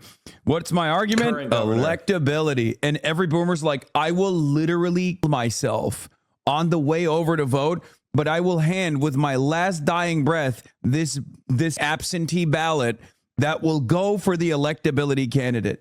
But by the way, you have to understand why that is, though. Like, that makes sense, by the way. Better video from Hasan's channel? Okay. I want you to understand that makes sense. That's not a crazy thing to do. If you believe, like I do, like the Republican Party is a fascist party that's dangerous, that's getting us into a fucking world war, that is trying to overturn our elections, that is trying to, you know, trample on our free speech and destroy our democracy and fund the rich and all those other things. It's completely reasonable to be like, I am going to make the strategic decision to defeat my enemy, the Republican Party, who must die. So electability is defeat Republicans. That's a completely reasonable position to hold. It's just wrong. It's actually just wrong. And why is it wrong? Because centrist Democrats, maybe they win, you know, maybe they absorb the energy that's focused on hating Republicans and they win, and then they don't do anything with power. And so the conditions that arose that led to the growth of fascism persist. And then there is some sort of event or wave of sentiment that goes against the Democrats. And before you know it, the fascists are back. So electability, moderation, the status quo, the fire hydrant, or whatever the fuck they want to run on, that's not going to work. And we should have known that by now. And by the way, I think most people are open to that. They're open to the idea of trying something new, but they have to believe you have some level of electability, right? With Abdul, the plurality of Democrats thought that he was good enough to have electability. He had a strong enough campaign to be electable. Whereas with Fran, when she became the front runner, just like Abdul, she wasn't able to convince people that she had the juice to win. And that's really what it comes down to. And again, not her fault. She was left alone. Whereas with Abdul, everybody was rushing in to Michigan. Every progressive with name recognition was running into Michigan to campaign their hearts out for him. You know, he had Donovan McKinney in Detroit running a very strong race and carrying his lit in a district that he was fucking getting smoked in. Donovan McKinney was carrying lit for someone that on a lot of doors, people were voting for Stevens over him. He got helped there was a coordinated campaign. He had multiple people at all levels pulling their hearts out for Abdul. Okay? Fran did not have that. So we'll get to the, let's he loves numbers so much. There aren't even any numbers on screen. And he's just fantasizing about numbers before the numbers show up. Oh, here we go. What do we got? Very, very small here. Okay. I don't really care about, I don't really want to watch the reaction to the results. Where downloaded and not the results. It's a human error. These things can happen. So basically what we need to do is go back to the steal. What is happening? We're going to download what the fuck is happening, bro? Machines, the results, and make sure that it's not the audit log. So we have the reports printed from the first download. I don't believe we're going to. I'm sure we got 3 more of these events because this is the 3rd day of their conference, and they've been very good to me. And Bernanke's that conference, bro. What? Lock in, dog.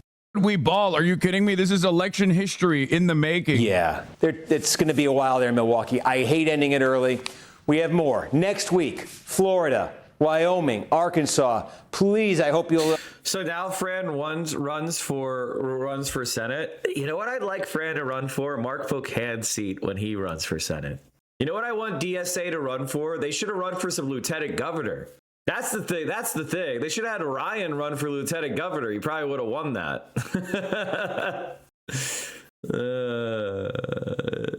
It's all right. It's okay. What do governors do exactly? I do not know. Governors are the president of their state. They're basically the same as the president. They head all the state level, governmental administrations.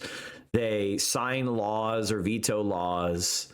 They have pardon power for state crimes. What do lieutenant governors do? They're like the vice president. So typically lieutenant governors in most states, but not Wisconsin, actually, in most states, they are the president of the Senate, and which means that they vote to break ties.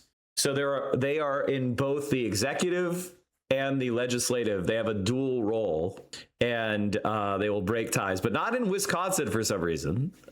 It's purely ceremonial in Wisconsin, except if the governor dies or is incapacitated, the lieutenant governor becomes governor. Is Hong going to campaign for Crowley? Absolutely. Which she should do. She should not do. Here's what I want you guys to understand. In this era of the Democratic Party, the left is ascendant.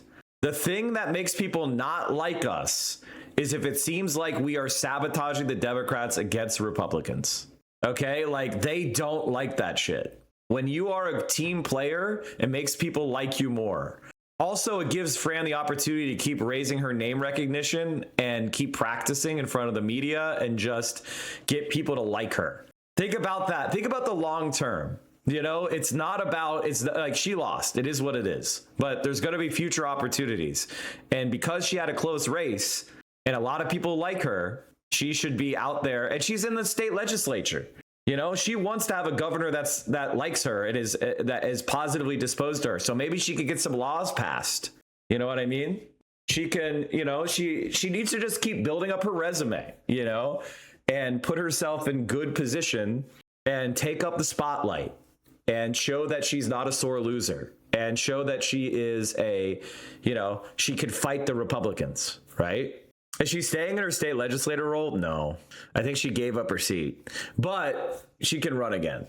It's fine. She can run for something else.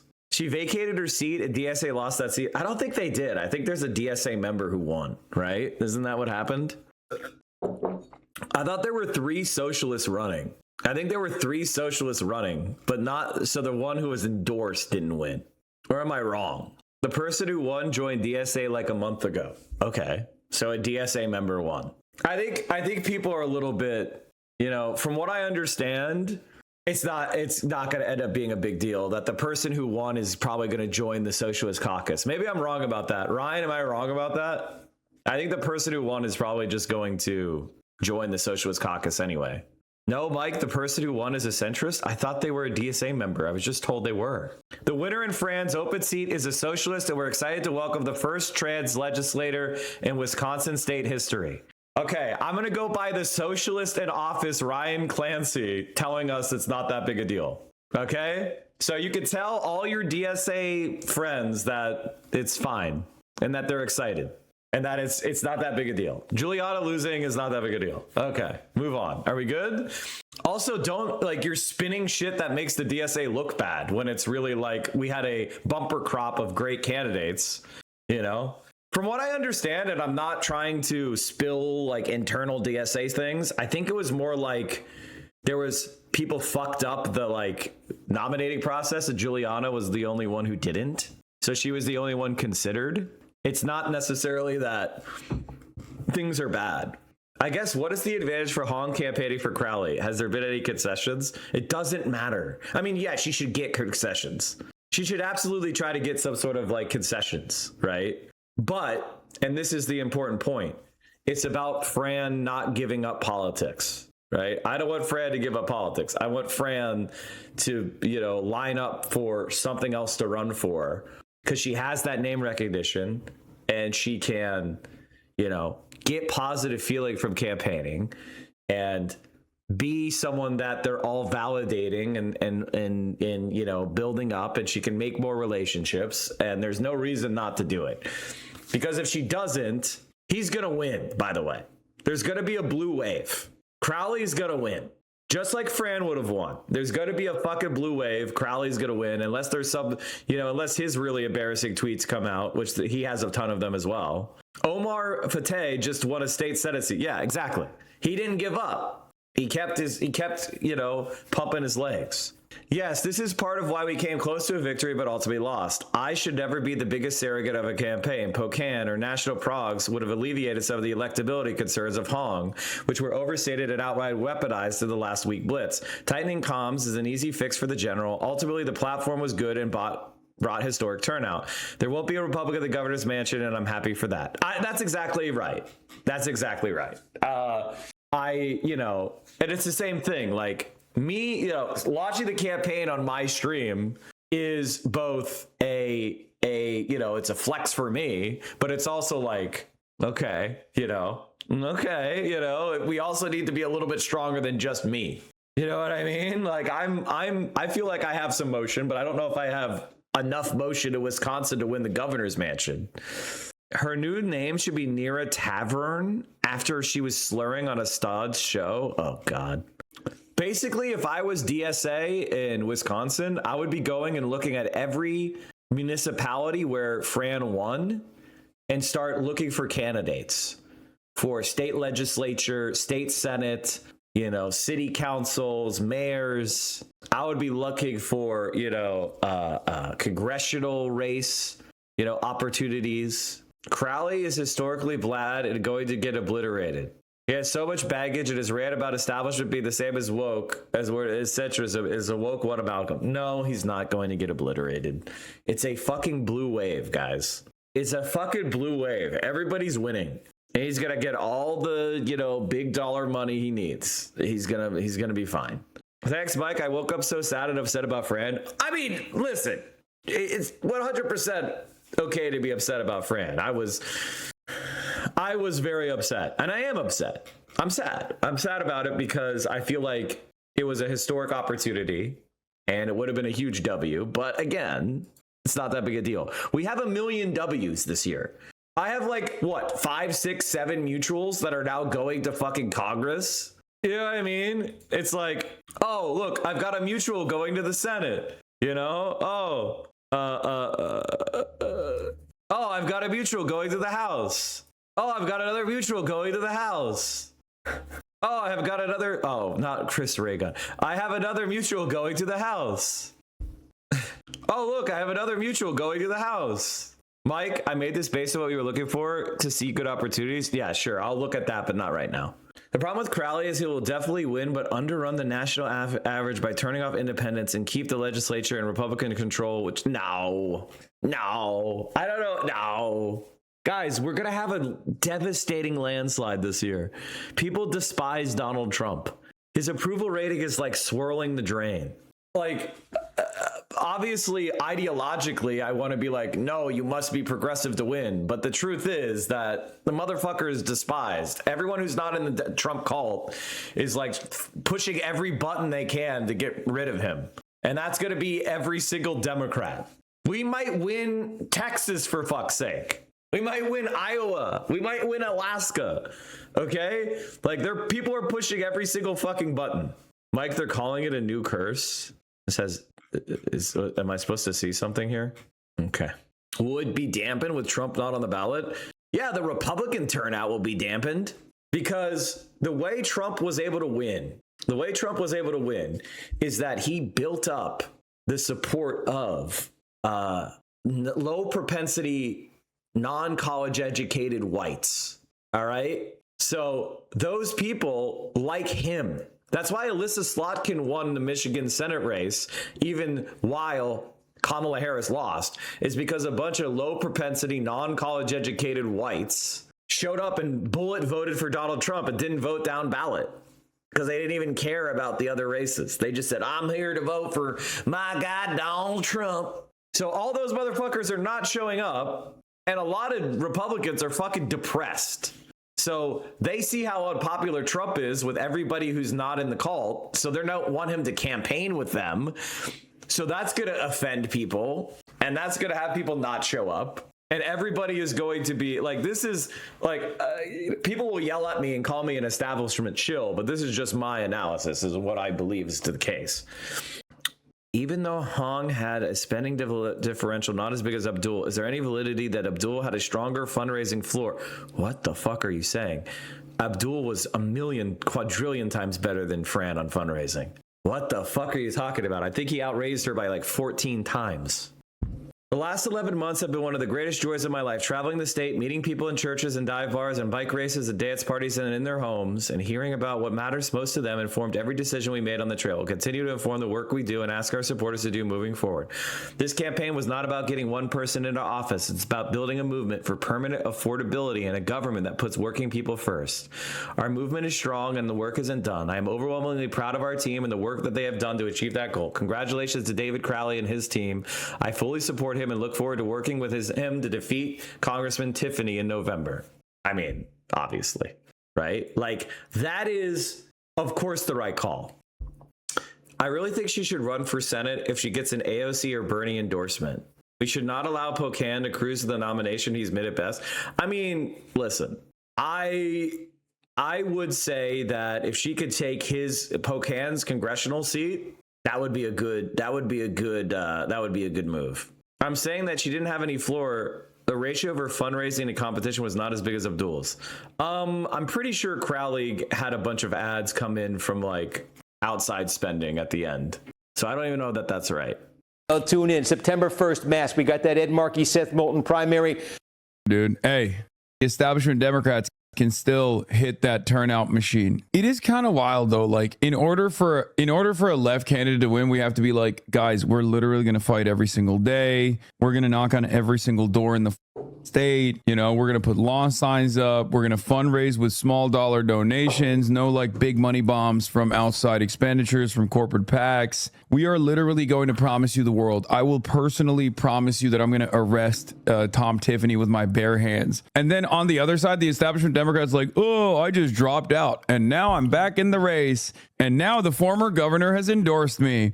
What's my argument? Electability. And every boomer's like, I will literally kill myself on the way over to vote, but I will hand with my last dying breath this fucking absentee ballot that will go for the electability candidate. Like that's it. That's literally what happened. It's kind of crazy that is exactly what happened tonight. That's what happened. Thanks for coming in to hang out yesterday. Mango says, sometimes we do everything right and lose. We learn, we wait, and there's always another race. I mean, my general feeling is that you guys were unbelievably ambitious, and the results have proven you correct. The results have proven you guys to be correct, that you were right to go for it, right? That you guys did see the moment. The problem is other people didn't see the vision, you know, and that's the truth. Now, the number one thing I would do is try not to become bitter. Try to focus on building those relationships and look for more opportunities. What is Dave saying? I'm seeing some honk show that Field is overrated, but she's going to end up with 300,000 votes, enough to have won any previous Wisconsin Dem governor primary this century. More votes than were cast some years. Normie Dem primary turnout is just reaching biblical levels. Al Sayed got 743,455 votes. If he'd gotten that in 2018, he would have won the governor primary by a 2-1 landslide. Pollsters are just not catching these armies of quieter Dems and some crossover indies cannonballing into the polling booth. Yes, I agree with Dave on this one. Dave's right about this one. And the other thing that I would say is a lot of those guys, a lot of the people that are showing up are lower information, lower engagement voters for where TV ads are huge, right? And so that's another factor.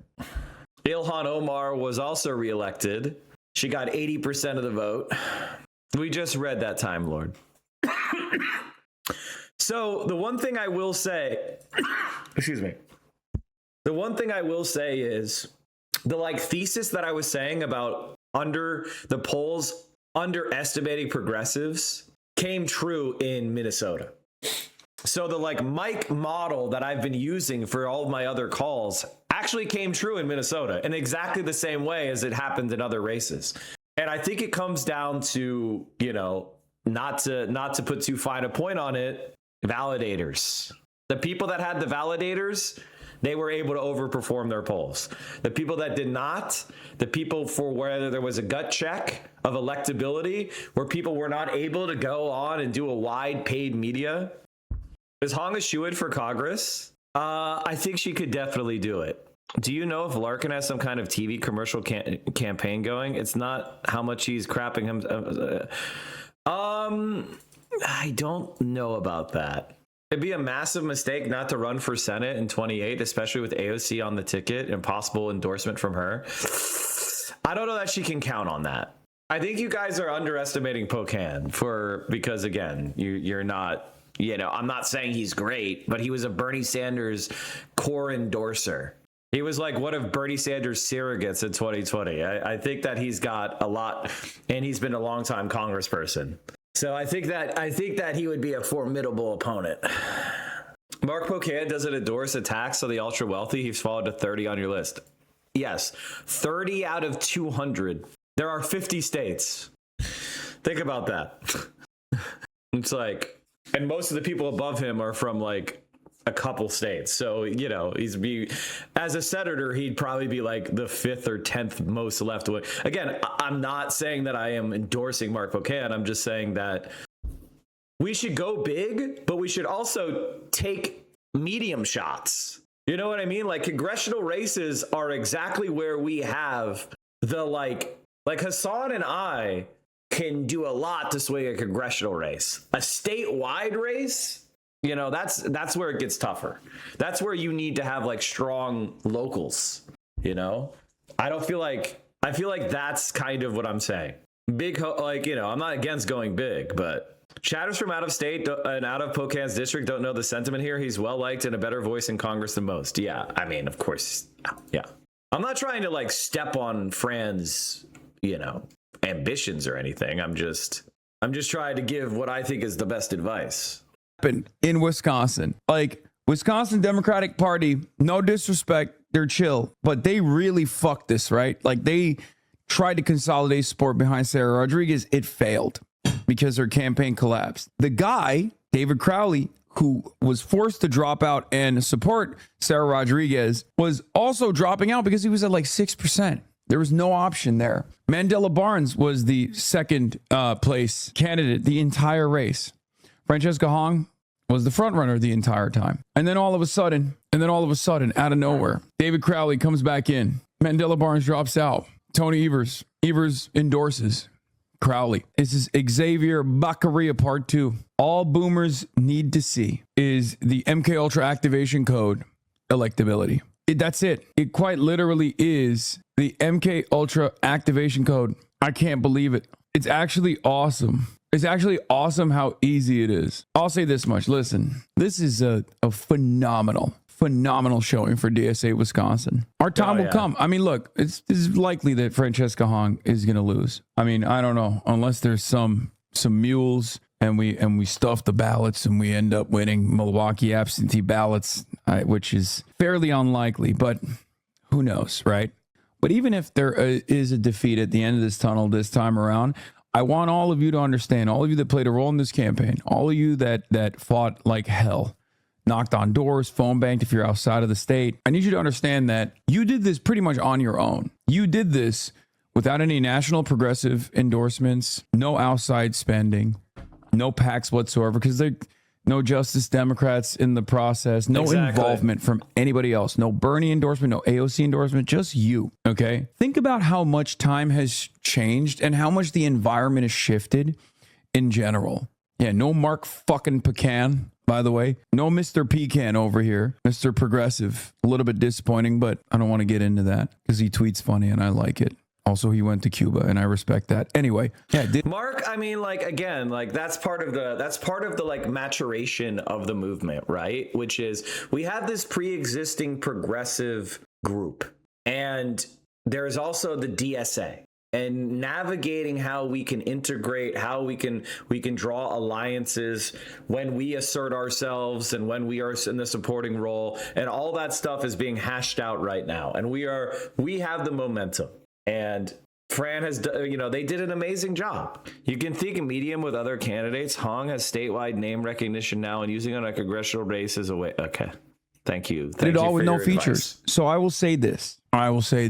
Just think of what the possibilities look like in the next 2 years. Because just remember where you were 2 years ago. Close your eyes and think for a moment where you were 2 years ago, where this community was 2 years ago, where you were 2 years ago.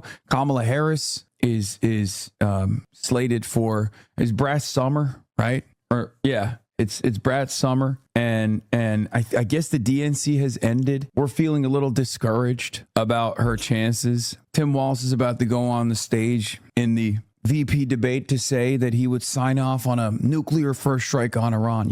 Insane shit. But think about what the prospects of a socialist frontrunner looked like for a statewide race in Wisconsin. Think about how much has changed in the last 2 years.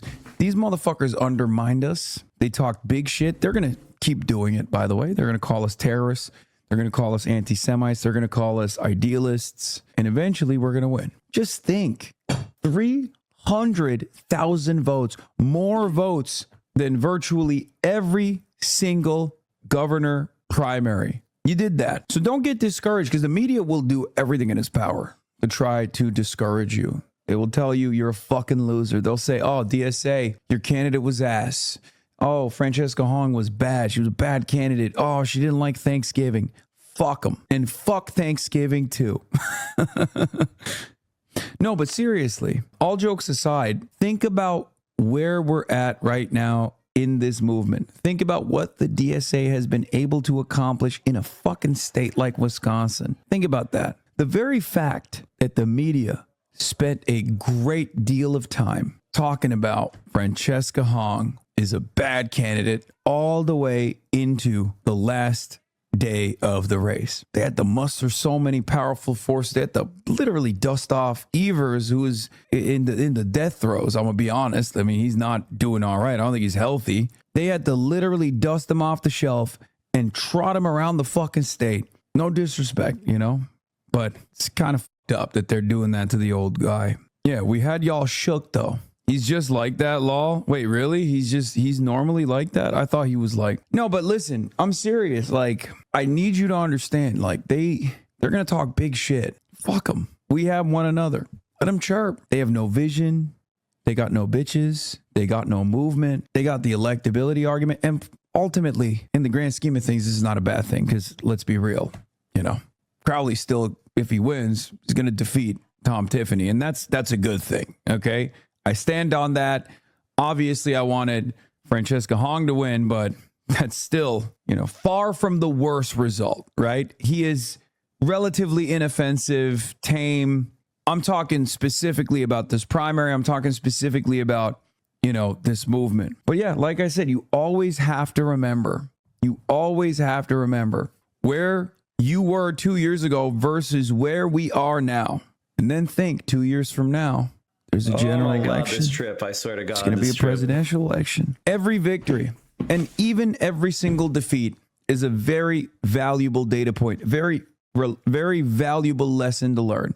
So I like to say, look, being a leftist is about taking a lot of L's, and we have taken a lot of L's for the last 10 years, and look at us now. Look at where we're at now. Constantly fucking the media can't shut the fuck up about what we're doing, what DSA's doing, And like the other thing that I would say is Fran didn't lose because of tweets, okay? Because Fran didn't lose because of tweets. Crowley had a weird Twitter account too. Did you guys not know that? Crowley had a weird Twitter account, has made a bunch of weird posts. Mike, have you streamed anything outside of my hotel room? I decided I didn't post anything outside my room, honestly. But I was here in person, not for streaming content IRL. I was here to support Fran. You know what I mean? This wasn't me for streaming, you know? Crowley's old Twitter is still up. No pork, please. Yeah. left flank candidates are doing, what the insurgents are doing. We've clearly pissed off some of the most powerful figures in American society, if not the world. And that is because we're having an impact. All right. Well, I feel like we've pretty much talked that to death. We're obviously we're gonna have more to say. We're gonna have more to say. Third Way Op has moved on to Fran. I mean, of course they're gonna try to spin her losing. Like, what do you want me to say? Oh yeah, that's from yesterday, guys. Who gives a fuck? Who gives a fuck? Ilhan Omar won with 80% of the vote. Omar won a race for State Senate District 62. The method is still intact, chat. If you have a national endorser, the support of your local or national DSA, and Hasan Piker, you're pretty likely to win.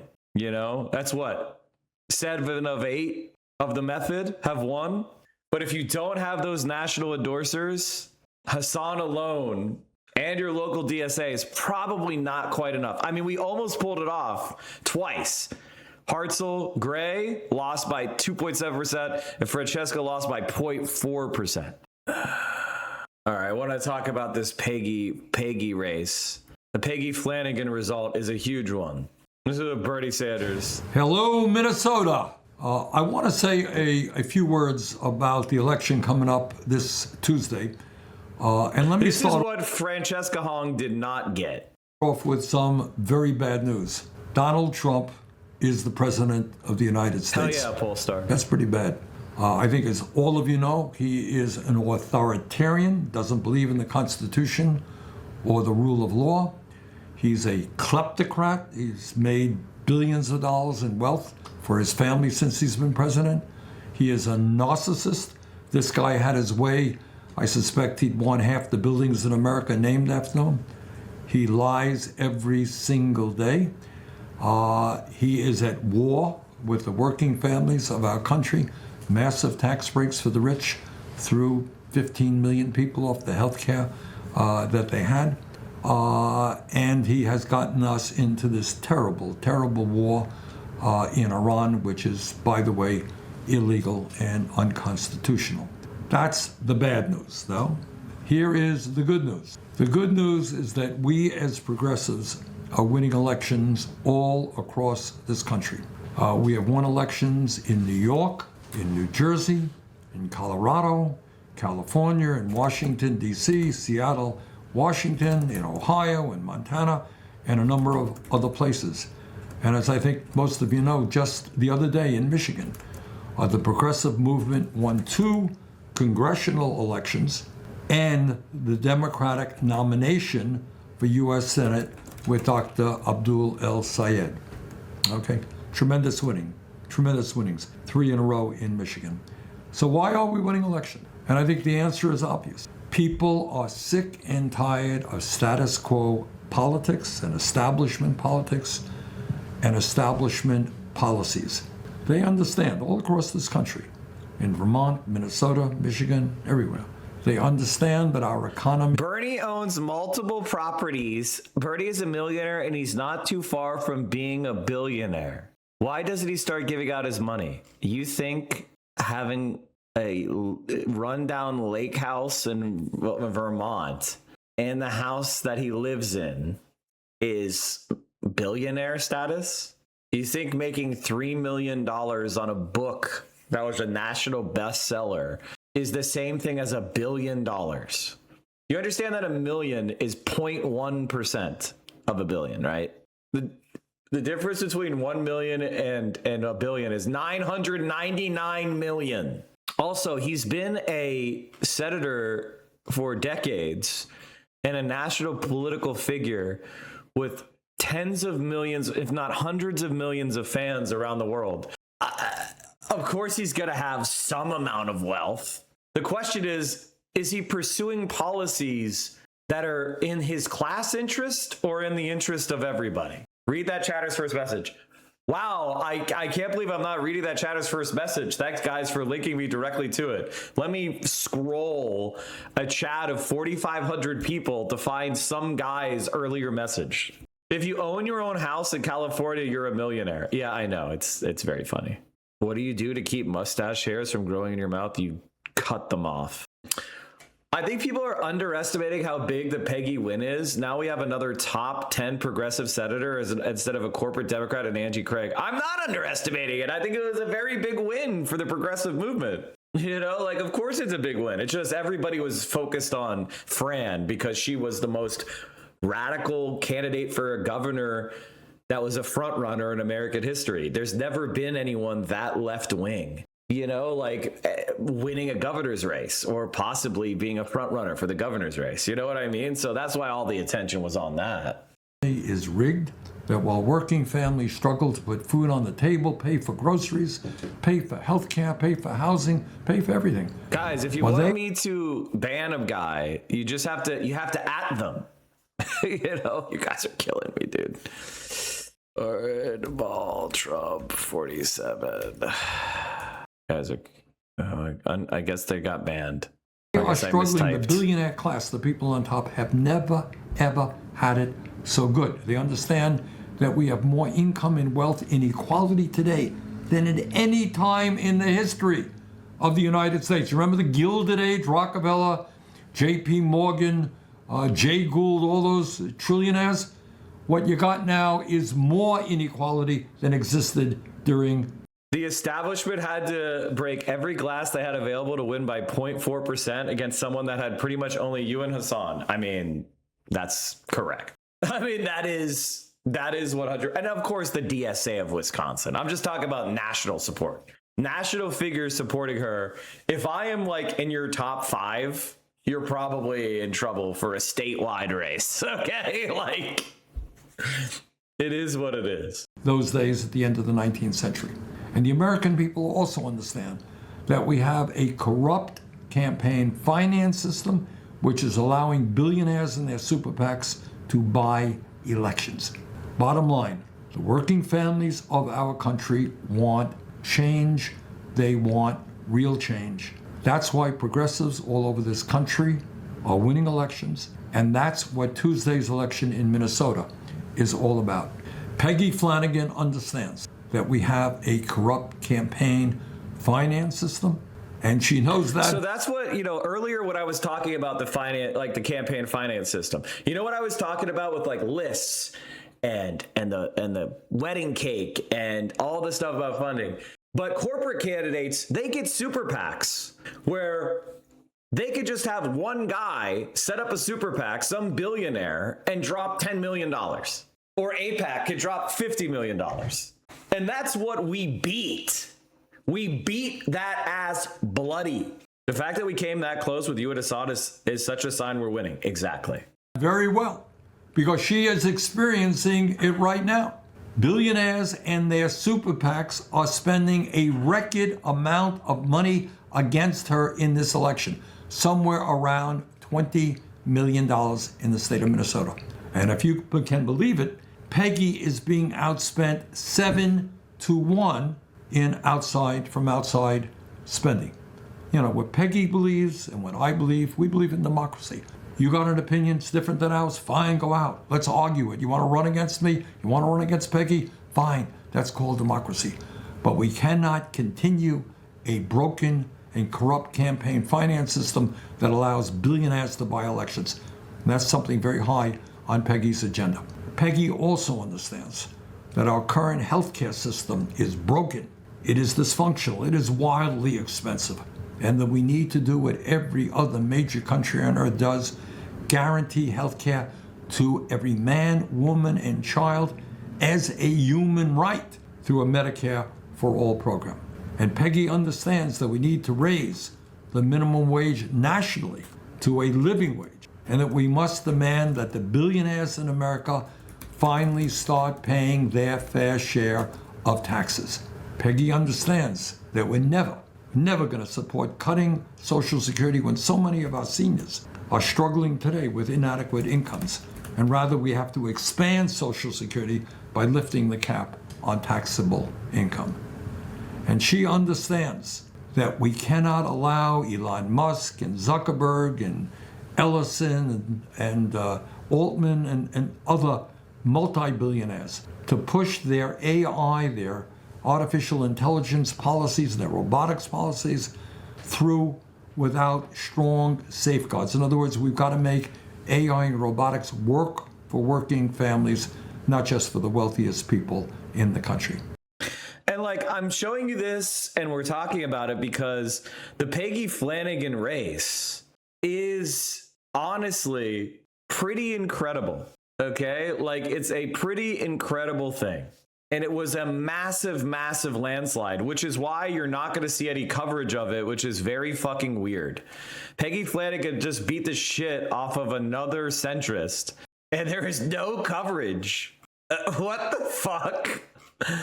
That's crazy. It's a Senate race. All right, let's watch her victory.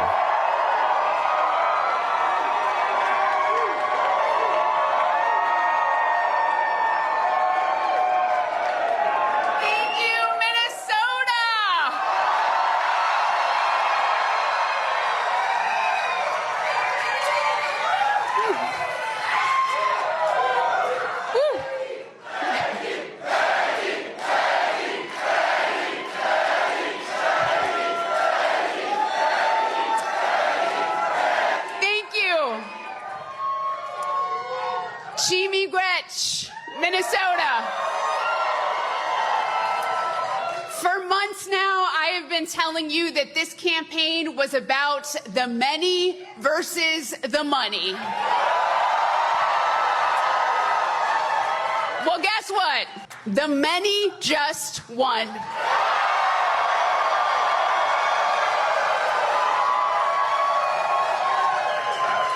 And make no mistake about it. This didn't happen because of me. This happened because of you. This happened because you said Minnesota is not for sale.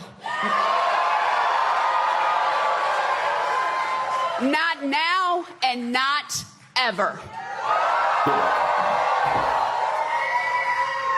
Now, I just got off the phone with Congresswoman Craig, and she assured me that she is in this fight with us.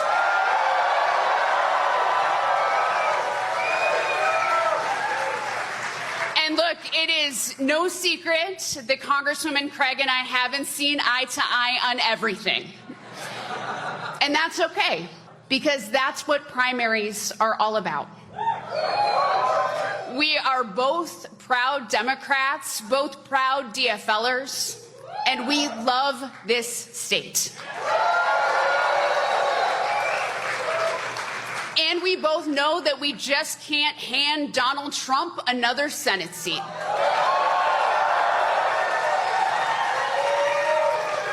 And I want to be very clear that to everyone who voted for Angie Craig, I appreciate that you made your voice heard. But I also want you to know this, that I will work my tail off to earn your votes and, most importantly, your trust.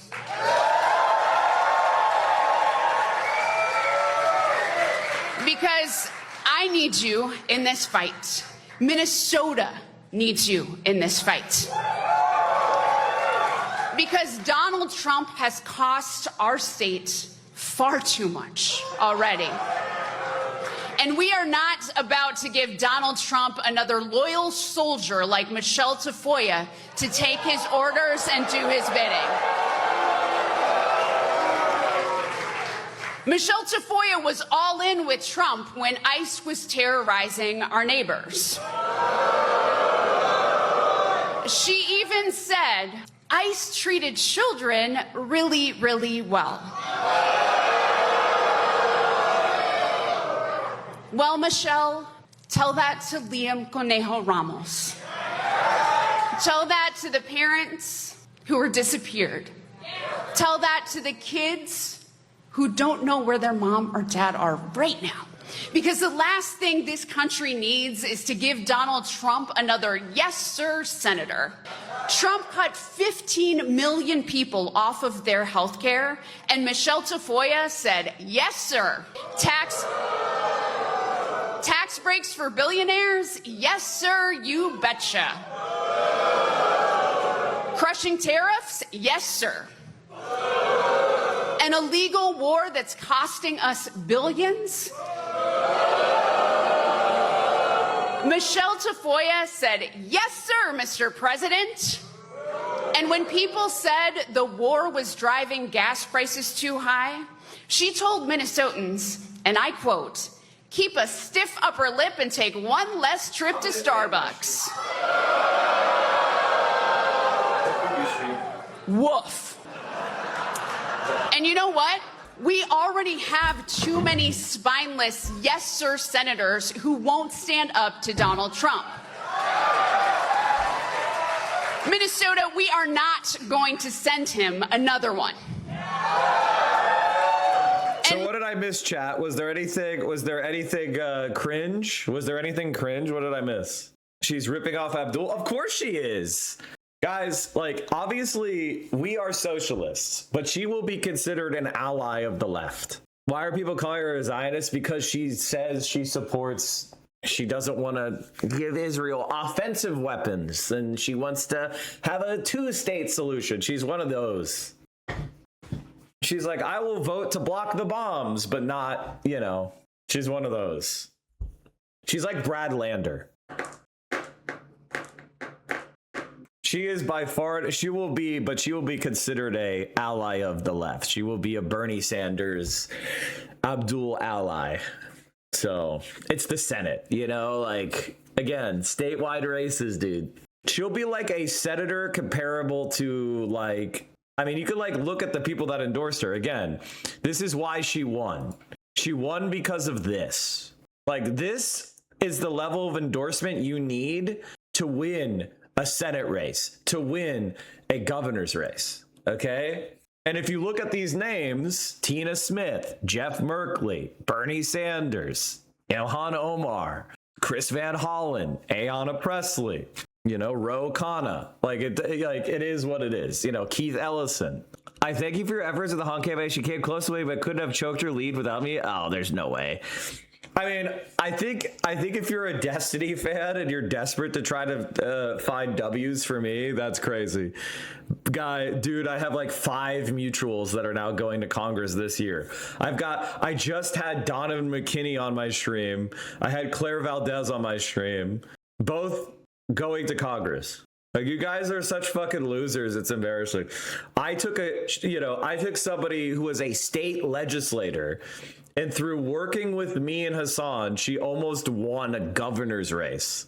Imagine being so dickless when the allies you have, who are you guys working with? Mallory McMorrow?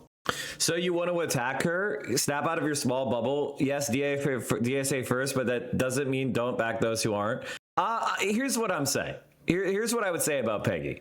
Peggy is someone who might be our ally in the future, right? Like, this is somebody who we have criticisms of, is not a socialist, is not one of us, but, you know, is far better than the alternative. And her winning a landslide is an evidence that we're winning.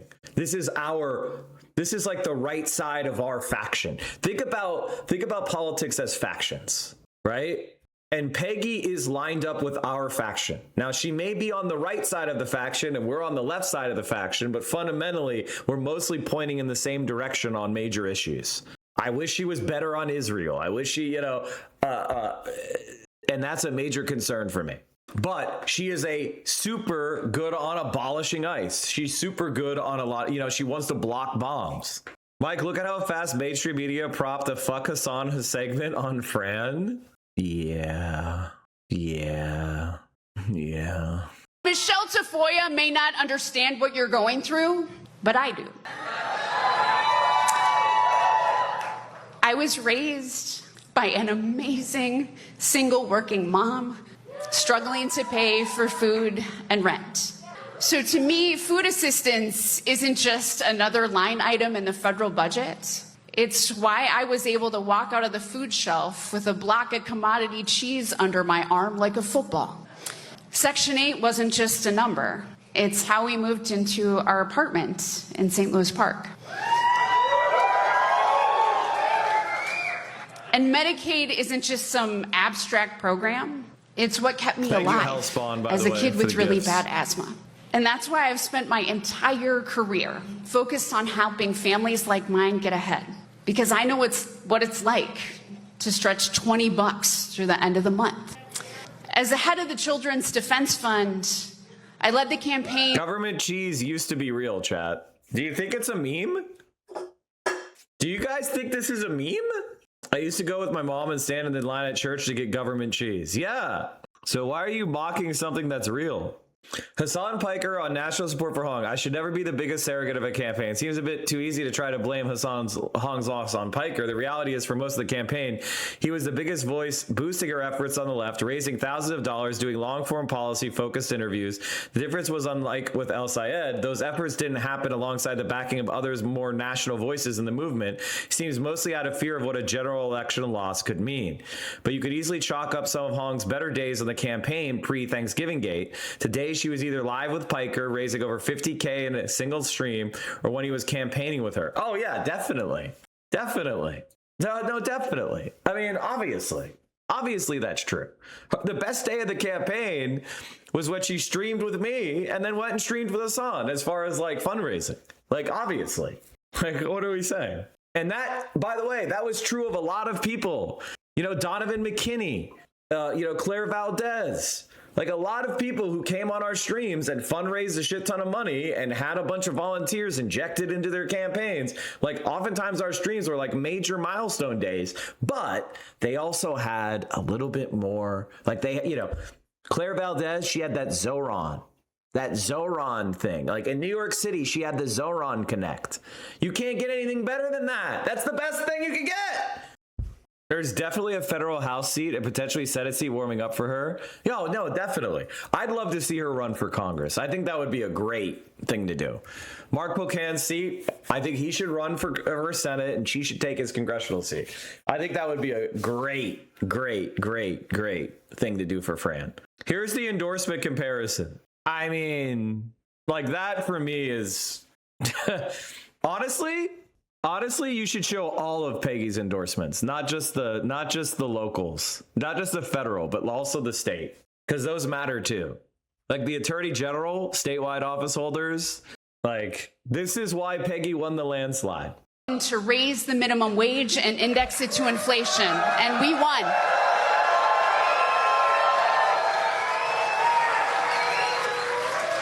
I worked for a decade to pass paid family and medical leave, and we won. And I helped win the battle for free school breakfast and lunch for our kids, for emergency insulin for those in desperate need. And let's be clear that these were moonshot ideas when we started fighting for them. But we knew that they were worth the fight. And when did we stop believing that our elected leaders could improve people's lives, not just make them a little less lousy? Right? We need to start fighting for people again. For children like my buddy Bentley, who I first met in Brainerd. His mom, Chris, worries about losing the Medicaid that keeps her precious kiddo alive. Folks like Jessica in Canby, who has a $16,000 deductible and paid $600 for a 5-minute med check. For the moms in the checkout line at Cub, who quietly whisper to their child to put something back on the shelf because there's not enough money in their account. For the 8-year-olds that I met in Richfield, who told me that she couldn't go on field trips, her favorite part of school, because of ICE. So as your next senator, here are the things that I'm ready to throw down for. Ending the despicable priorities of an administration that hands out tax breaks to billionaires, builds gilded ballrooms, and spends billions on bombs while screwing over working people.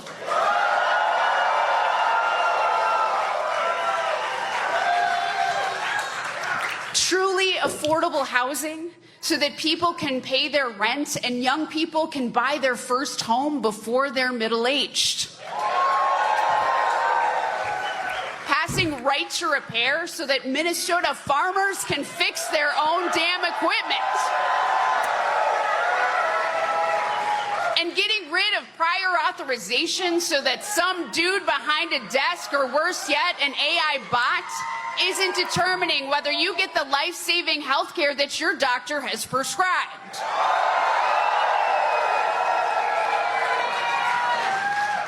And passing Medicare for all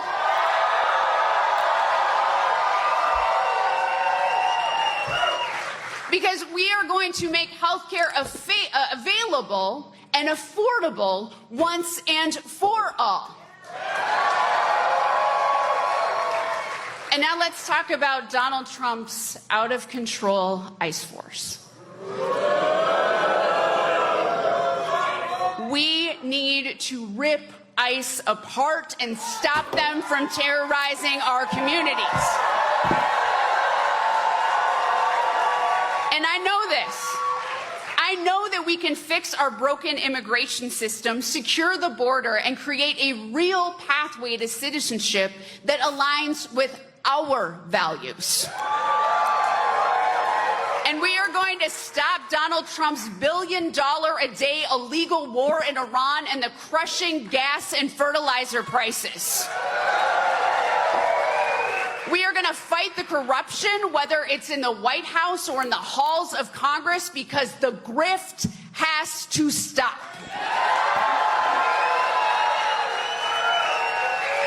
And make no mistake, we are going to protect our democracy from this out-of-control president and all the yes, sir senators who are doing his bidding. Is she for abolishing ICE? Yeah. And we're also going to protect our democracy from the corporate PACs and dark money groups that are trying to buy our politicians.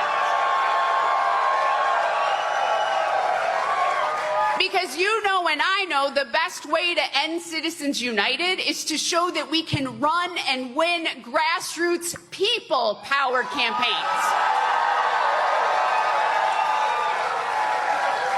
And I know that all of these ideas are possible. And they're what people in every corner of the state, every person in the corner of the state have been demanding so that they can afford the lives they want to live. And that's exactly why I am running for this seat. And we know the folks that we are up against are going to campaign. They're going to run a campaign of dishonesty, distraction, and division. And we know that because that's what Trump's candidates do. They run the same playbook everywhere they go. They lie. And so let me tell you who I really am. am the daughter of Marvin Moneypenny, an Ojibwe activist who was always ready to get into good trouble for a good cause. And our clan is the Wolf Clan, and the role of our clan is to leave no one behind. I am the daughter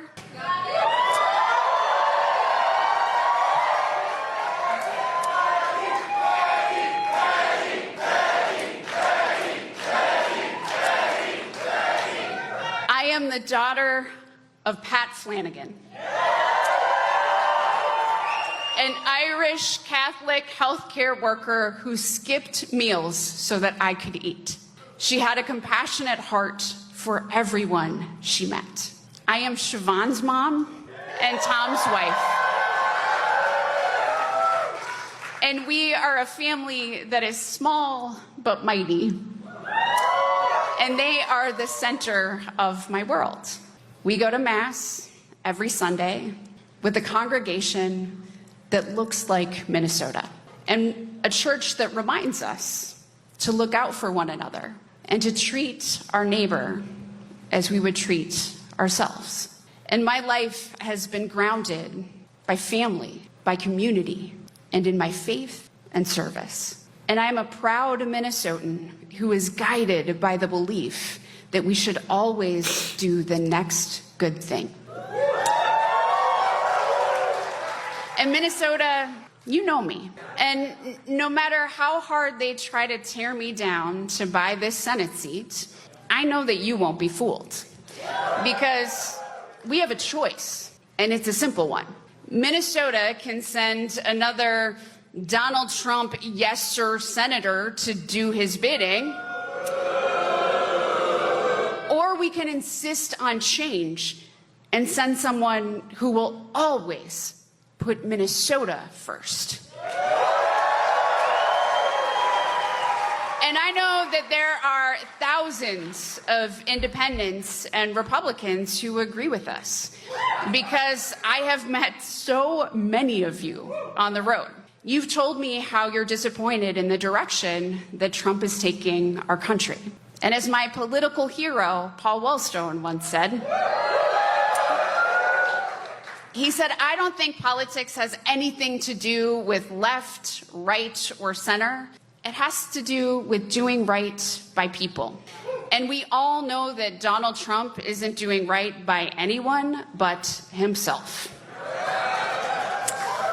So I'm asking you to join us, because there's nothing more powerful than millions of Minnesota voices calling out for change.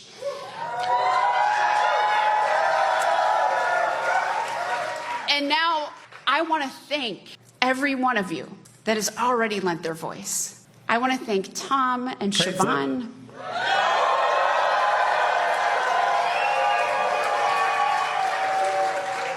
My home team, because we really did this together.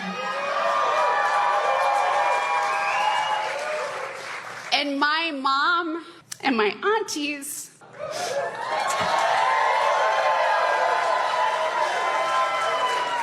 And all the badass women who raised me and gave me the courage to fight.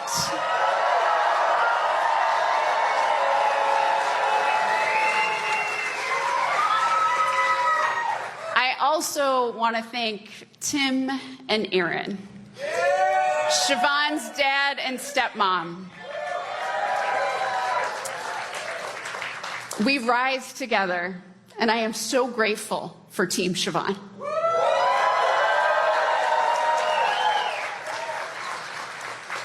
To Senator Tina Smith.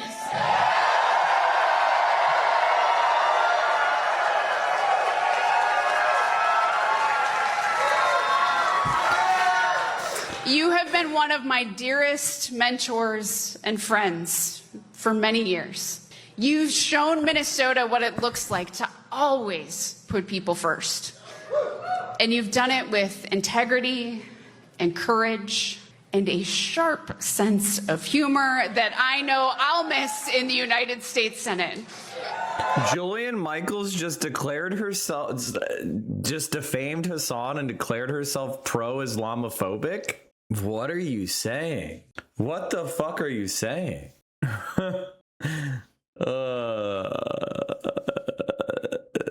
Very silly.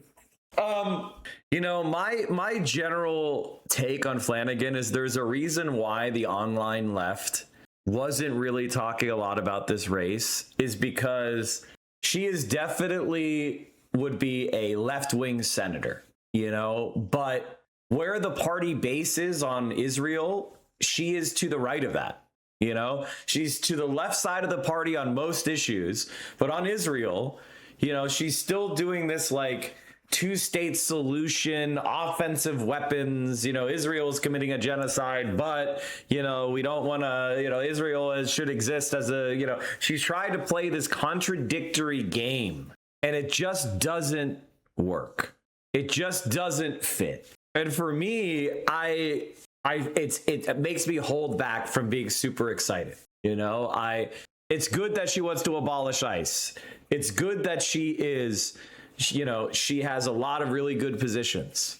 But the progressive accept Palestine, and I include this kind of J Street Zionism, you know, it's just not viable anymore. And yeah, AIPAC worked against her because AIPAC spent big to beat her, because to AIPAC, if you're not 100,000% pro-Israel no matter what, then you're anti-Israel, which is what makes these triangulations stupid to me. Why are you triangulating on an issue where you're already getting nuked? You're not winning anything over, and you're causing people to feel like you are, you're unserious on the issue. And it sucks. Because if she was good on Palestine, she'd be one of the most exciting candidates of the year. But because she has this like, oh, I'm going to cut off offensive weapons, you know, it is what it is. I have learned so much from you, and I am so grateful to have your support in this campaign.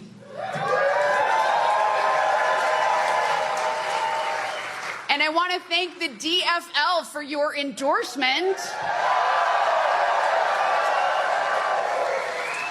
And I want to congratulate every DFLer who won today, especially my buddy, Attorney General Keith Ellison.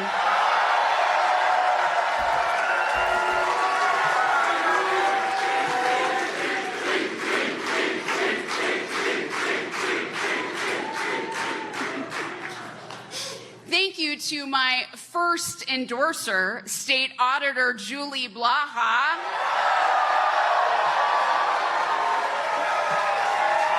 Keith Ellison is the first Muslim man elected to Congress, chat. And to all of the elected leaders who endorsed our campaign. And I want to give a huge shout out to SEIU, the National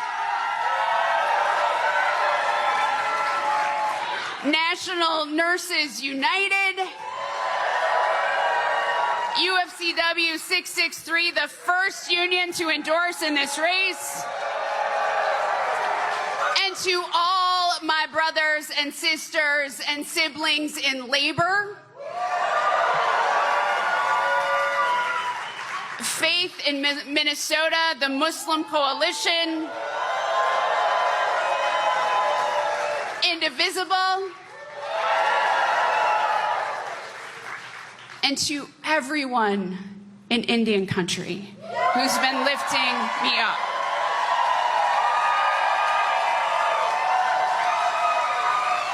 I want to thank my incredible campaign team,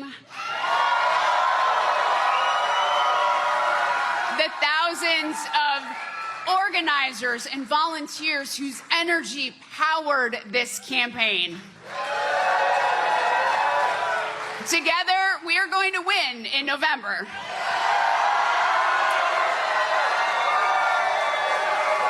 And last but not least, I want to thank everyone who knocked on a door, carried a sign, sent a text, said a prayer, and just flat out mobilized, organized, and fought to make tonight possible.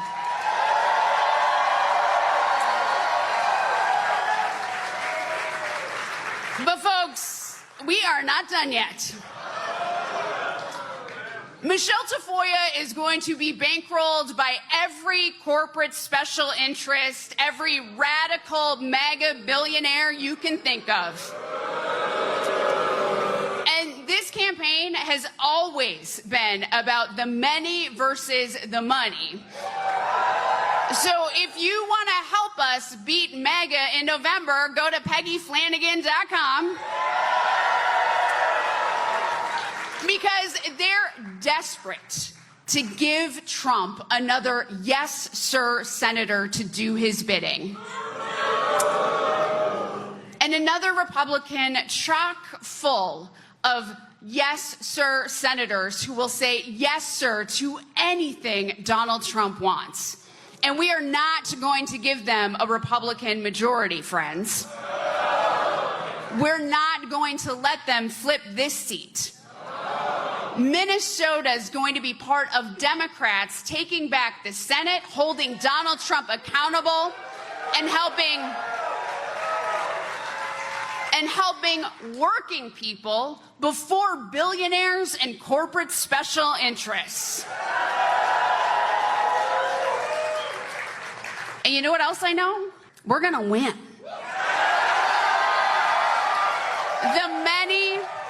The many are going to beat the money one more time. Because I've seen how powerful we are when we stand up and fight for each other. This year, our state faced incredible challenge, but we came together and we came out stronger than ever. And we're going to do it again. Because when we work together, when we organize together, when we fight together, we are unstoppable.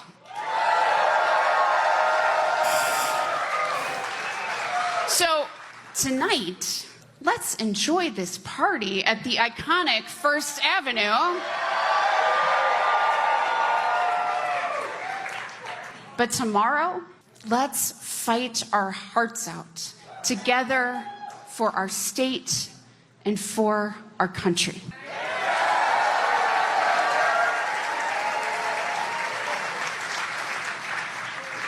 Minnesota.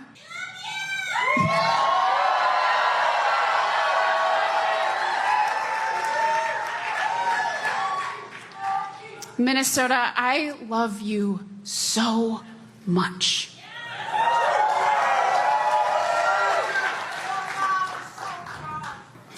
My mom is so proud.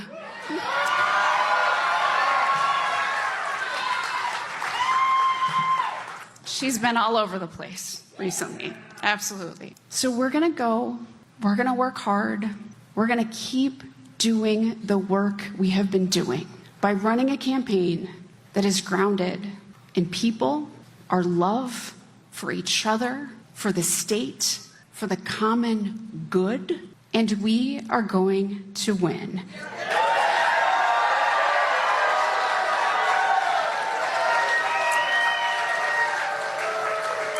Gitchy miigwech, LFG. Let's go.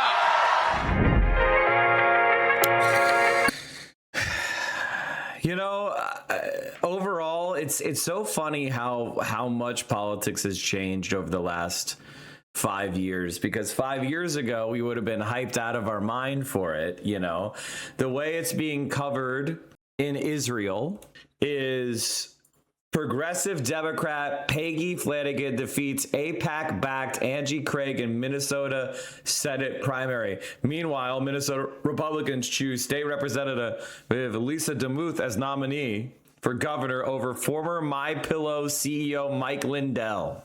Minnesota government chose the state's lieutenant governor, Peggy Flanagan, as their nominee to the U.S. Senate on Tuesday. According to U.S. media projections, Flanagan, progressive, will face off against Republican nominee and sports broadcaster Michelle Tafoya in the November general election for the seat left open by the retirement of Democratic Senator Tina Smith. A pair of Democratic primaries in Minnesota on Tuesday were among a string of high-profile battles between progressives and moderate candidates, where Israel and pro-Israel lobby serve as key wedge issues.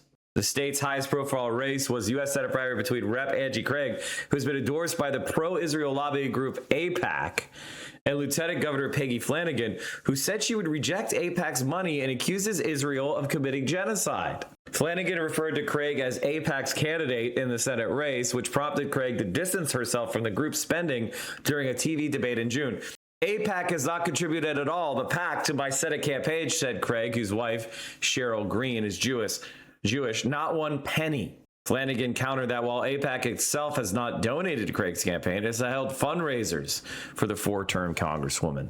AIPAC did not respond to a request for comment. So that's how it's being covered in Israel, right? Like, they obviously consider her to be against their interests. Now, for those of us who want to see a complete break with the United States relationship with Israel, I gotta say, that I don't understand, how you could call it a genocide and then be like, yes, we should send them Iron Dome missiles. Like, can you imagine the United States of America sending flak cannons to Nazi Germany? Like, does that make sense to you? It's like, oh, you guys are doing the genocide stuff, but you got to be able to defend yourself against who? The countries that are being attacked? The countries that are fighting back? It doesn't make sense. That's a great analogy. I mean, it's the most obvious analogy. Ethan Klein called it a genocide. It's the liberal Zionist messaging in the Democratic Party. Acknowledge and say, but. Or body armor for a school shooter. Again, that's why I didn't really cover her, right? And I feel like a lot of other online left commentators didn't really cover this race that much because, it didn't feel as clear of a contrast as on Israel as Abdul was. Like, Abdul and Francesca were unabashedly pro-Palestine from the jump. And that, obviously I get why people get annoyed. Like, it is what it is. All right, chat. Samuel Seder went on Hasan. Joe Kent and Marjorie Taylor Greene were seen in a picture with Tucker Carlson in his home recently in Maine. They went there to try and persuade Tucker to run for president as the leader of a new third party. What do you make of that? Well, one, I would love it. That would be great. Split the Republican vote. Split the Republican vote. You don't think it would take a lot of lefties with him? Because me and Shadi Hamid from the Washington Post, we got attacked a few months back when we said that we had gone to visit family and friends, and we noticed that in the Muslim community, at least, a lot of Muslims are like, I'll vote for Tucker Carlson because he's speaking out against foreign wars. Yeah, I mean, I think in the absence of a Democrat who's speaking out against for foreign wars, water flows downhill, and there's a lot of people who don't want that. Bassem went on Candace Owens' show, and I said, why'd you do that? And Bassem's argument is, if the house is on fire, you take a bucket from whoever's nearby. And his argument is, and I hear this from a lot of people on the left, in the Muslim community, which is, put all these other things aside. Yes, we can disagree with these people on multiple issues, immigration, the economy, taxes, blah-de-blah. My thing is, I don't believe them. I don't believe them. Like, I don't believe that Tucker Carlson is anti-Israel. I don't believe that Candace Owens is anti-Israel. I think they are lying. I think they are opportunistically using the issue to create a contrast between themselves and other Republicans because they understand how broadly unpopular it is. But fundamentally, I think Tucker Carlson is as anti-Israel as Donald Trump is anti-war. Donald Trump campaigned on dumb foreign wars. And what has he done? He's taken us into the dumbest foreign war yet, right? So Tucker Carlson is anti-Israel up until the point that he needs Israel to do some war crimes for him. I don't believe CIA failson Tucker Carlson is a actual enemy of Israel. I don't believe it. I don't believe them. I think they're lying. But it's a genocide, and Tucker Carlson's saying the right thing on a genocide. Candace Owens is saying, and this is not me saying it, but other people saying she's standing up against Israel. Marjorie Taylor Greene has been very strong on arms. So that's why we should work with these people. Do you buy that argument? No. if I go on Tucker Carlson's show, I mean, a bunch of people have who are quote unquote on our side of the argument. Trita Parsi was on recently talking about Iran. Right. Person, a good friend of mine. Right. Cenk Uyghur's been on. Anna Kasparian's been on. Right. Am I happy that Tucker Carlson is advocating that we should not be supporting Israel to his people? Yes, that's good. If I had a button to stop him from talking, that I wouldn't press that button. But what value am I bringing to that cause by going on his show? If I was to go on the show... People would say, just to be devil's advocate, people would say the value you're bringing is you're showing there's a coalition of Americans on right and left who are against these endless wars. To whom? But that's the thing. All you're doing is shining up Tucker Carlson, right? There's a reason why Tucker Carlson is not bringing me on. There's a reason he's not bringing Sam Seder on. There's a reason he's not bringing Hasan Piker on. Because we wouldn't let his other bullshit slide, because it would be confrontational. It would not be the slobber him and say, wow, you're so much different than all the other Republicans. You can really lead us, which is what he's trying to construct. He's trying to get a construction of a bunch of so-called progressives endorsing his leadership, endorsing his judgment, endorsing him as an important voice on the issue. He's not doing it to platform us and grow us, and you wouldn't get any. If I went on Tucker Carlson's show, I'd be lucky to get 15 people to switch over. And it's not because I couldn't make a persuasive argument. It's because these people are dyed-in-the-wool right-wingers, and it doesn't matter what you're saying, right? The only value would be to have a fight with him that went viral and then get a bunch of libs in here or other progressives in here. Whom am I showing that? The establishment. Well, the establishment can see that I disagree with the war, and they can see that, and they can do the addition if they want to do the addition. That's not a very hard math problem. When I go on that show, what I am saying, unless I am arguing with him the entire time, which is what I would do, is I am saying there's something for you. My audience, I'm saying this to my audience, there's something for you to hear, to take a look at and encourage. Like, I am happy that he's doing that. But this is not like we're both going to sponsor legislation that's going to go through. Like, what is the material thing that I'm achieving there? It's hard to see. It's hard to see anything that's actually been achieved. It's hard to see anything that's actually been achieved there. I'm not going to lie. I know this is stupid, but the TrueAnon Reddit, there is always holier than thou supposed Marxists and real socialists that are happy when DSA candidates lose. I'm not sure what their theory of change is if you don't include capturing some sort of power. They're anti-electoralism, and everyone who's in DSA is liberal and op. If they're not defending communism in their interviews or outright promoting socialism, then they're not good. You're talking about a podcast Reddit. You're talking about a podcast Reddit. FD has said in the past, it's not the business of the oppressed how we stop oppressing them, which he said was, which doesn't matter how we stop the Gaza war. If it's through progressive socialism or Tucker fascism, we deserve the outcome as long as the oppression is stopped. I agree with the take personally. I think this Tucker party should be seen as a game over wall approaching us. We need to run and win, because if we don't, they will. The problem with that argument is that it's not true. And it is, I consider it to be intellectually lazy and ahistorical. You know, like, there's never been a right-wing movement that did, that ended oppression. That's just nonsense. It's nonsense.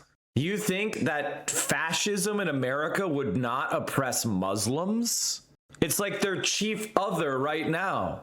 You think that, you believe that? It's just nonsense. On its face, it's a nonsensical argument. That's not true. FD said it's not Palestine's business how we stop the genocide. What I'm saying is, Tucker Carlson will not stop the genocide of Palestinians, and you are falling for an op if you think so. There is a 0%, I want you to understand this. There's a 0% chance that Tucker Carlson ends the Gaza genocide. 0% chance. It doesn't matter how much power he has. He's not ending the genocide in Gaza, because there will be some sort of manufactured crisis which necessitates, due to geopolitical factors, America's alignment with Israel. You are buying propagandistic bullshit, and it's kind of embarrassing because Donald Trump just did it. Donald Trump just did it. He just said he was the peace guy. He just said he was the peace candidate. And he hates dumb wars and all this other bullshit.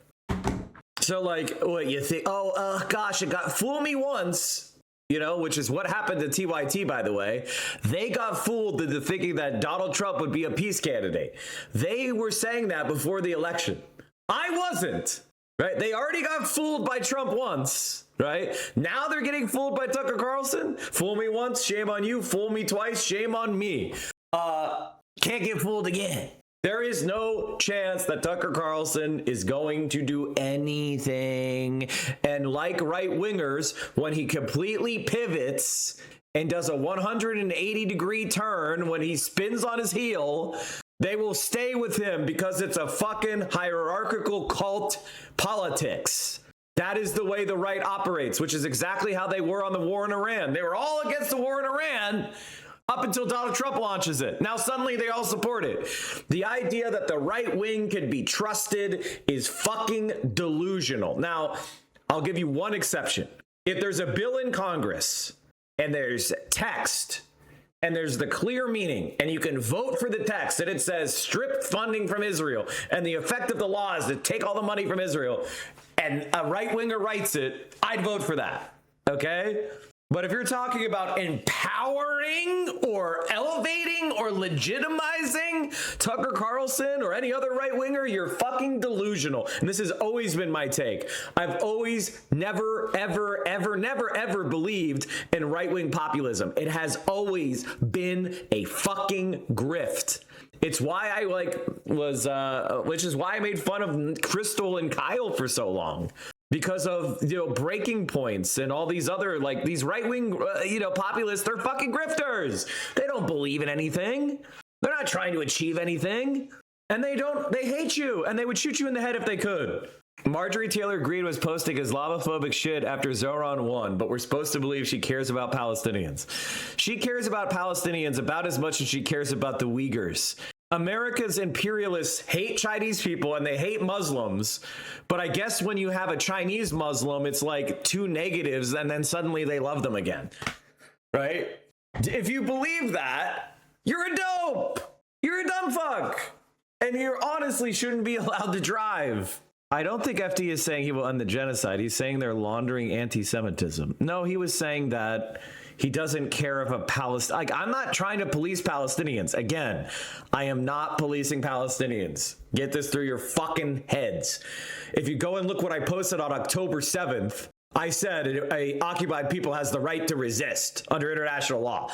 That was my October 7th post, okay? So don't start with me about policing Palestinians. I have never done that and I never will. I'm talking about Americans, which is what you guys are, and Europeans and first worlders. Total solar eclipse is happening.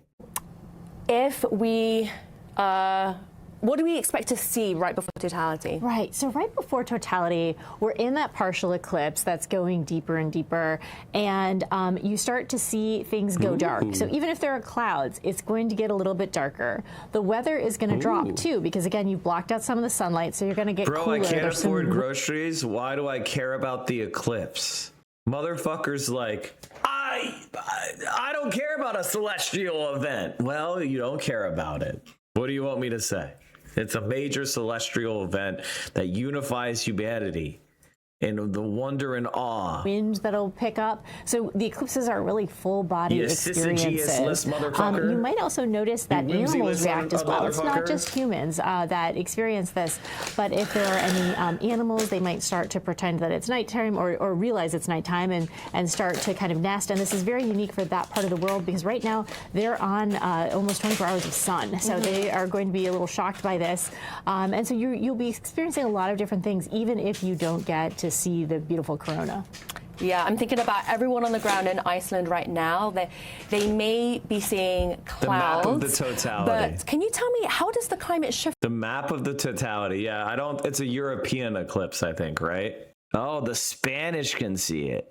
And maybe a few Greenlanders and maybe a couple people in Iceland. Cool. Well, chat, I hate to do this, but I've got to get on my horse. I hate to duck out too early, but if I'm going to make it back in time for tomorrow's stream, I've got to go. And, listen, I appreciate all you guys. This has been an incredible experience. I'm so glad that we have been able to be so impactful in politics in this nation. And obviously, Francesca Hong, I wanted her to win. I believed in her. We fought our asses off. We did everything. I knocked doors for her. Okay. But I want you to understand that this isn't the end.